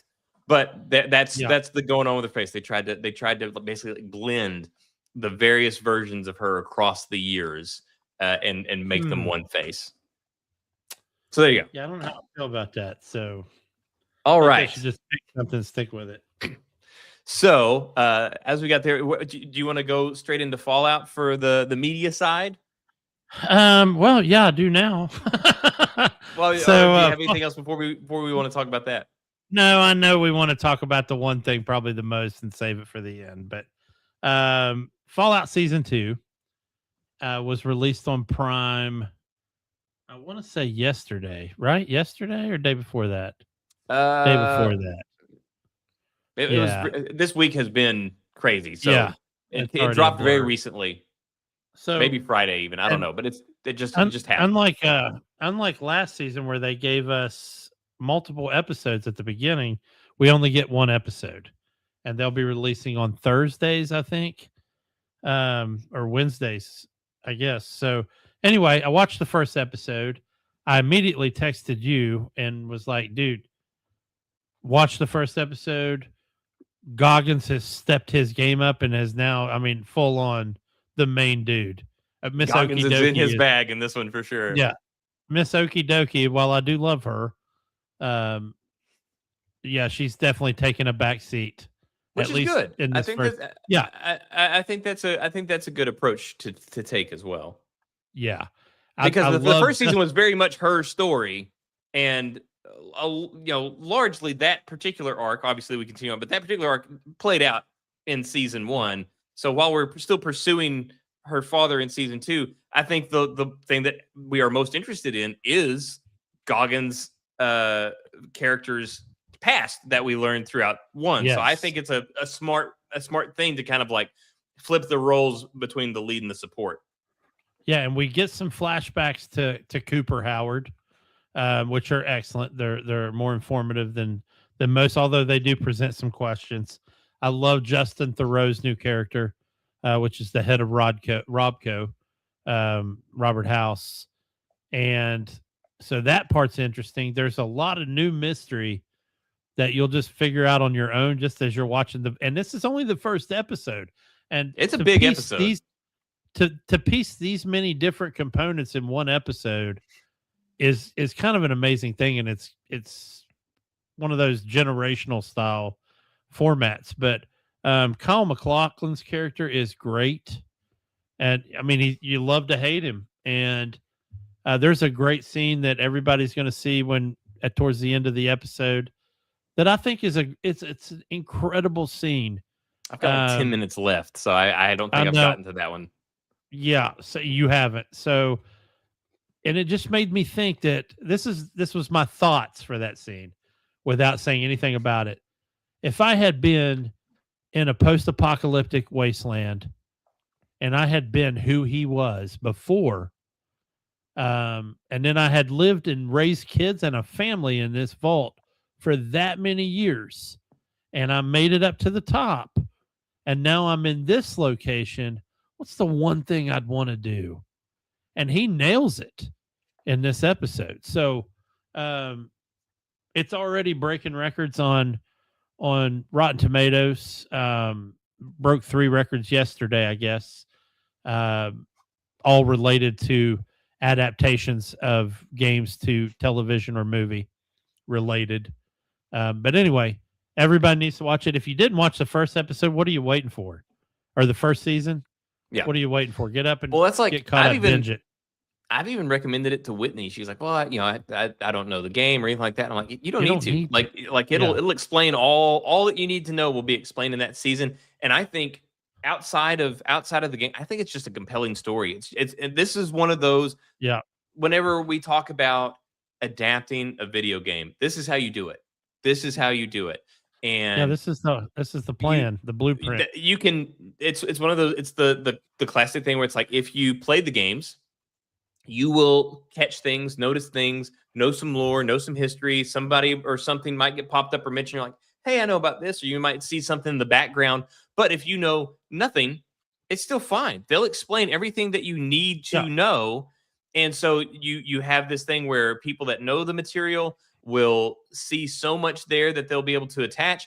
People that don't know anything about it will get a great story that will like draw them in. And everybody's respected. They don't do the thing where they buy the Fallout name and then they say, "Okay, screw all of the people there. We just bought your show, so we're just going to take you for granted. We don't care about your opinions anymore. We bought your show, so we're going to consider that we have you regardless, and then we're just going to do whatever we want." So our story is actually not going to be post-apocalyptic. We're going to set it, but the whatever, and just completely go off the rails with it. Yeah. They respected the source material. They respected the fans of that source material, and they served both the existing audience and they streamlined everything with a narrative and characters to introduce a new audience to it. So new audience and old audience alike can experience this story together. Neither knows where it's going, because that's the thing with Fallout. There's different vaults. Each Fallout game, different vault, different. Yeah. So they had this thing where no matter your level of knowledge of the lore, it's still a story that nobody knows. And I this is how you do it. When you do an adaptation, whether it's a video game, comic book, even a remake of an existing TV show, maybe you're rebooting an old show, this is how you do it right here. This is a perfect example. Follow this. Yep. Yeah, and again, the only people that, again, like you said, you don't need to play the games at all. Like I had multiple friends that watched the show and would come to work and be like, "Hey, did you watch that Fallout show?" And I'm like, "Yeah, of course." And they're like, "What's that supposed to mean?" And I'm like, "Well, of course, because I played the games." And then they were like, "Those were games?" And I go, "Yeah." And things like that. Or you're watching the show and you see them whiff up on some type of drug. You don't need to know that, hey, that's Psycho. He's taking Psycho because he wants to rage out. They're going to see that person rage out and be like, "Oh, that must have been some kind of drug," if you haven't played the game. So it's the Easter eggs are for the fans. I get it, but it's still a phenomenal show based on its own creation. Yeah, and I'm glad that Walton Goggins. Now, Walton Goggins is in this renaissance. Well, it's not even really like because he never got the justice he deserved when he was younger. He never got the credit he deserved. I've followed him for a long time. I mean, before the Shield. So he's been a favorite of mine. It makes me so happy to see him finally getting all of this praise. But whenever they did the first Fallout, that was just before he blew up. So when he did that, and he was talking about how they were filming in Namibia, and he was really hot, and he's got all these prosthetics on, and sometimes he's really uncomfortable. And I'm sure in this time around, they probably got a more streamlined way to do it. This is how it always works when it comes to prosthetics in movies. As you do additional seasons or additional movies, it's easy to put on. Well, now this guy's killing it. He's making tons of money. They've probably got even better ways of handling this stuff. And they're going to be doing things in Vegas. And they're probably not. They probably didn't have to do all this filming in Namibia, in 140-degree weather. So he just is on another level, is what I'm trying to say. Like, he was probably at a far more better place and far more comfortable this time around. And he just chews that scenery up. He relished. You can see it in his performance. Yeah. He is relishing this performance, and it's phenomenal. It's so good to see him really just absolutely dig into it, and it's super fun just to watch him do his thing. Yeah, and I know people use this word all the time, but I'm using the steroid infused version of it when I say he really owns that show now. Yeah. You know, I mean, that's his baby. And I think it was, like I said, not only was it a logical pivot just because of the way that the stories worked, like season 1 was primarily about, the overseer and what's going on there. And as she's trying to pursue her father, the overseer and what's going that made sense. And then we get introduced to Cooper Howard in his state that he's in now. And then we start to really care about him as we learn his past.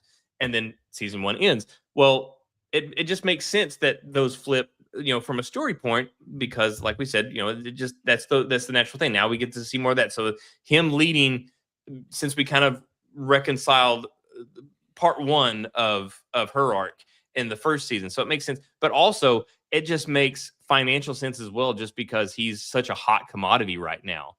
It's like whenever the X-Men movies had Jennifer Lawrence. She was contracted to do those movies as Mystique before she blew up.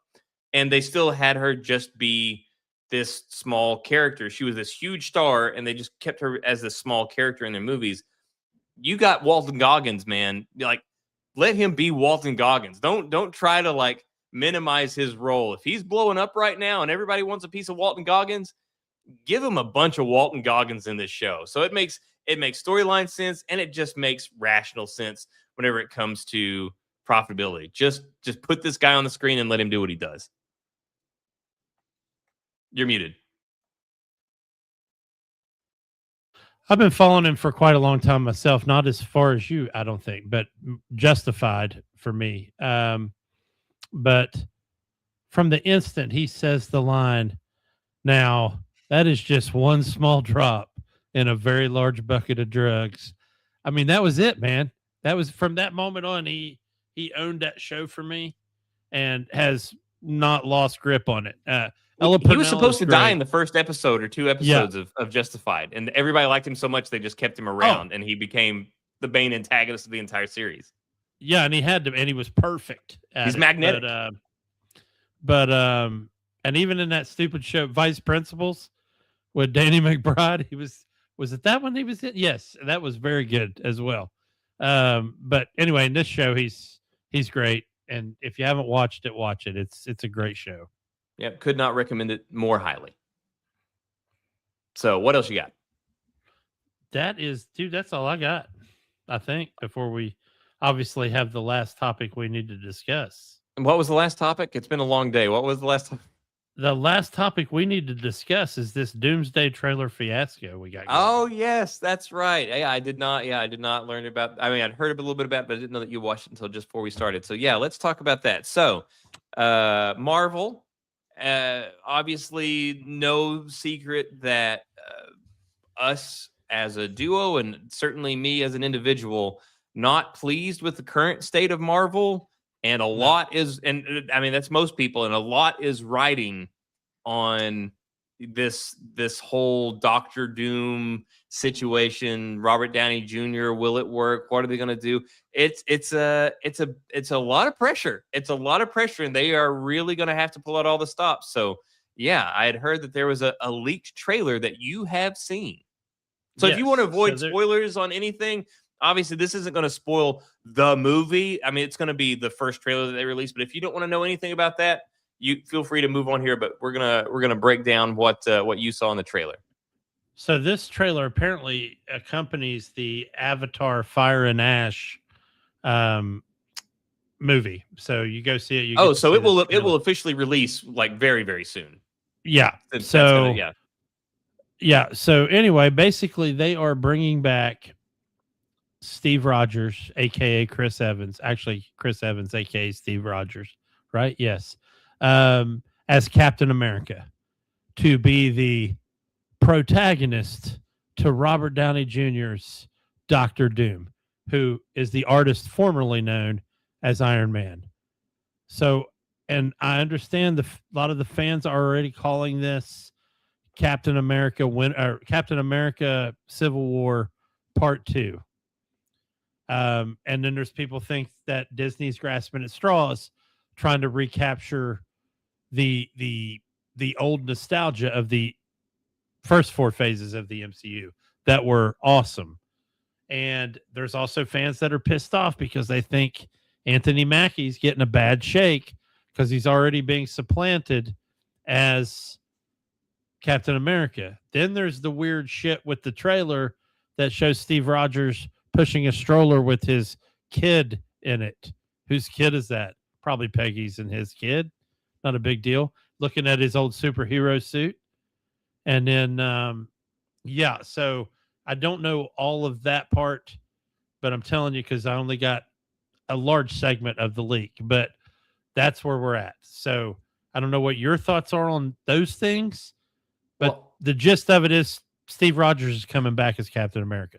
I know that had been rumored for a long time that they were going to get Captain America back. Yeah. And then, of course they're going to deny it. Of course they're going to say no, of course not. But then whenever we saw Chris Evans show up in Deadpool and Wolverine, and obviously he played Johnny Storm, spoilers, I guess. He played Johnny Storm in that and not Captain America. But once he showed up in that Marvel property, I like that was whenever I was like, okay, this opens up. Like, he's obviously not opposed. Granted, I'm sure they're throwing bags of money at this guy. Yeah. But this thing where it's like, oh, Disney's desperate. Well, one, yeah, they're desperate. And two, yeah, if you're desperate and you need, go back to what worked. Like, I do not see this as like, oh, it's a desperation move, whatever. Like, yeah, it is a desperation move, and it's the best move they can make. Go back. Interesting. Go back to what we loved.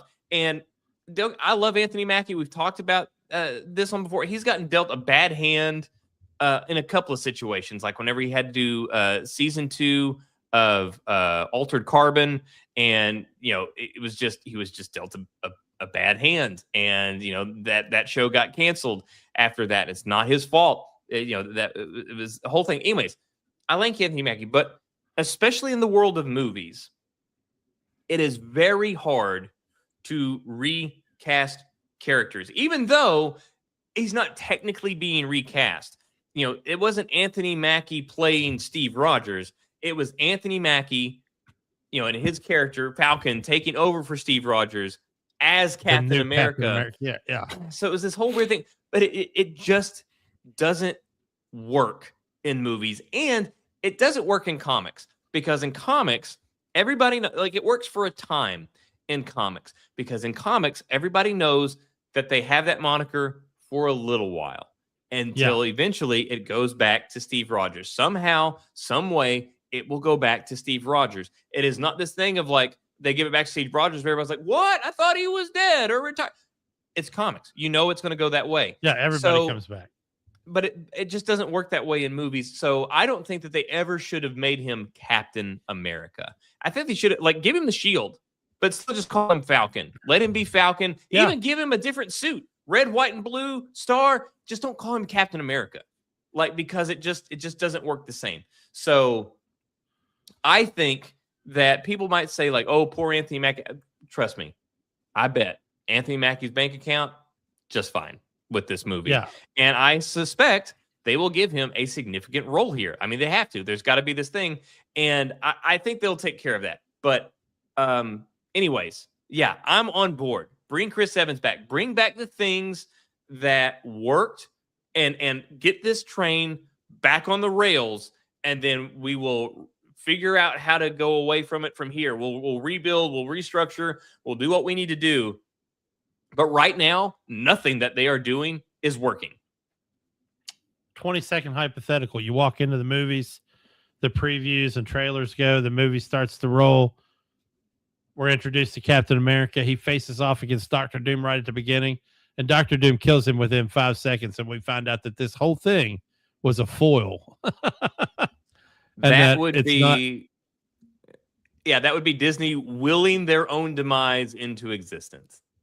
There you go. Okay. You heard this is on the hardcore casual. This is desperation and in a good way. This is them. They are desperate because they have made so many mistakes with what they built, and they have to listen now. They have to listen to the fans. I hate superhero groups not fighting who their comic book villain, natural villain was. Fantastic Four should be facing off against Doctor Doom, Well, they not will. They'll be Captain there. America. They'll be included. Well, You know, I hope. but they're going to have this big thing and this whole cluster of everybody fighting one another and all that stuff to then spin Yeah. off and then kind of like begin anew in the Marvel universe. This is going to have to be the reboot. Like that is, I still suspect that this will be like in the comics. There have been times where Doctor Doom essentially they would take their various spin-offs and recombine all of these spin-offs into one continuous timeline that Doctor Doom had curated himself. And I suspect that's what they're going to do here. And that's how we're going to introduce the X-Men afterwards, going forwards with the new cast of the X-Men, whomever those are chosen to be, and all of that. I think that's what they're going to do here. This is going to be the last hurrah of the Marvel we knew, and it is going to be the launching pad for the Marvel that will be. And hopefully they will do what got them there the first time, and that is listen to the fans. Like Fallout's listening to the fans. More Brie Larson. They stopped listening to that. Right. Yeah, they stopped listening to the fans, and they need to get back to fan-centered content. Cater to the audience you have, make good movies, and the rest of the audience will find you. Don't try to cater to an audience that you don't know. Cater to the audience you know, make the best movie you can. The other audience will find that movie as a result. You will attract audience to a good film like a magnet. So make a good film, and you just have to worry about appealing to your fans. Appeal to your fans, make a good movie. That's it. Everything else comes to you like a magnet. Don't pursue fans you don't know. There you go. That's it. So I'm down for this. It sounds like you might not 100% agree that this is a good move.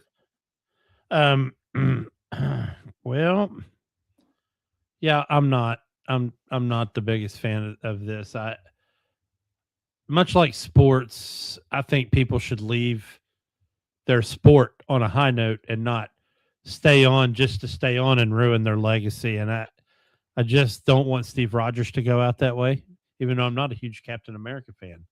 And I think he will end up going out that way. And then on top of that, I don't know the direction that the rest of this movie's taken.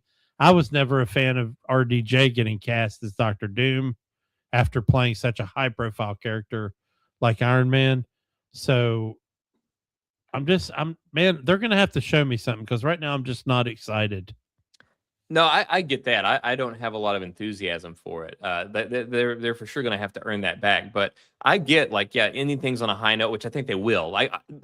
I have no doubt that this story arc, whether it's 2 films or 3 films, it seems to be going a couple different ways. There's reports all over the place, but however many films it ends up being, this particular arc, I think it will be the last time we see Chris Evans as Captain America.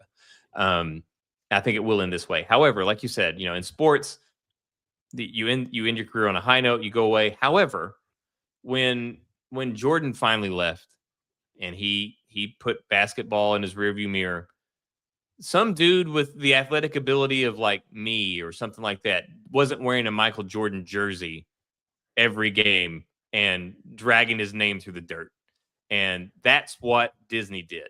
They took the Captain America moniker and they dragged it through the dirt. It wasn't Anthony Mackie's fault. Anthony Mackie's a fine actor. Love Anthony Mackie. The storytelling was garbage. The Captain America movie, I don't even know what was it, Captain America 4, whatever the number is, where they had Harrison Ford as Red Hulk, and that movie was not good. It had 3 villains, all of which ended anticlimactic. It was just bad. It was reshot. Excuse me. Oof. It was reshot like 4 times. Like they had to like super glue and duct tape this thing together to even get the thing into theaters, and as a result, it was not cohesive. It just reminded me good. a lot of Spider-Man 3, which also had the too many villain problem. Yeah, and we're talking the Tobey Maguire one where you had, what was it, Sandman and Symbiote and freaking Goblin. It was a mess, and it was so ridiculous. Again, there were 3 villains. Every single villain's end was anticlimactic. And the worst one was the leader. And the whole point of the leader is that he is, he can see every scenario. He can think through every conceivable possibility so that he knows exactly what he needs to do to make something work his way. And he And got duped. yeah, and so we have the new Captain America basically brings him to a park, and he shows up, and then there's people there to arrest him, and I'm like, okay, so obviously he's considered this, and it's like, nope, they got him. I'm like, what? What?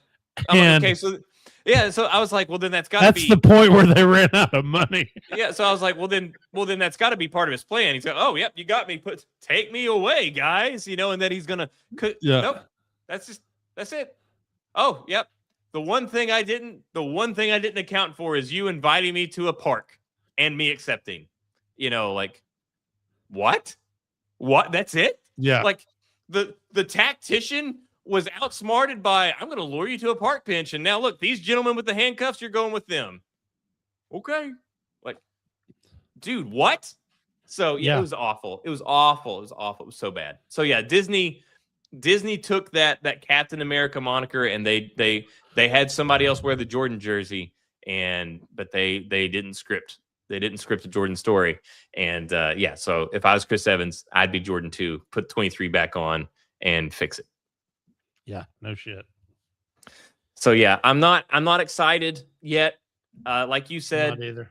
prove me wrong. Make me excited. Make me care. I'm gonna watch it. I'm gonna see what they do. But I'm not like, I remember it used to be a thing where like I couldn't wait for the next Marvel release. Yeah, like anytime you saw a trailer, you pick it apart. I was so excited. It's gone. They killed it. They killed all that enthusiasm. I would love to have that reawakened in me where I got excited for any Marvel movie or project that they did. Yeah, now it's like, hey, the Marvel movie came out tonight. I'll just wait till $5 movie night, like 4 nights from now. I don't need to see it. There's a couple of Marvel movies that I still haven't even seen. Care. Yeah. Yeah, no shit. I haven't seen the Marvels. Me either. That's what I haven't seen that show Echo. I haven't seen. I mean, there's so much. So yeah, Thunderbolts was the only one I thought was any good recently. Yeah, and that I agree. Thunderbolts was good, and it had that feeling of kind of like some old Marvel, because that's like one of the things that I always really appreciated about Marvel was that the way that speaking of stuff like The Leader, is that the way that the hero beat the villain in the end was capitalizing on a weakness or outsmarting them. It wasn't just like, oh, yeah, I hit this person harder than that person hit me. It was because that's not compelling. Like there's nothing exciting about that. Like, okay, how many CGI brawls can we fit into this thing? Like, that's not interesting. And Marvel was so good about finding ways to exploit the weakness or capitalize on whatever this thing was going to make it make sense to the thing that wasn't about overpowering the villain. It was about figuring out the villain and finding a way to beat them that way. And the Thunderbolts movie went back to that formula where it wasn't about, oh, how do we punch this villain harder? It was, wait, how does this villain work? What makes this villain tick? What are this villain's powers? And how do we take that and address the source of the powers versus the end result of that power? It went back to that old formula of figuring out the villain and beating him by figuring him out, which we've lost in the vast majority of the more recent stuff. For sure.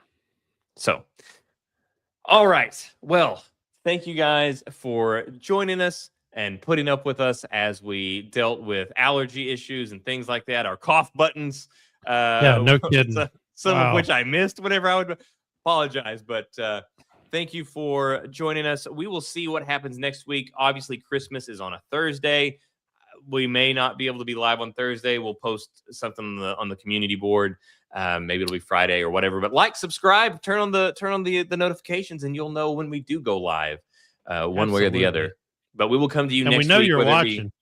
Yeah, we know you're out there. Yeah, we see you. But whether it Time to be come aboard Thursday, the Friday, or mothership. Saturday, we'll be there. We'll be there. So yeah, like, subscribe. We'll let you know when we're gonna be there, and regardless of whether it's Thursday or not, we will see you next week, one way or the other. But thank you so much, and until next time, we'll see you later. Good night.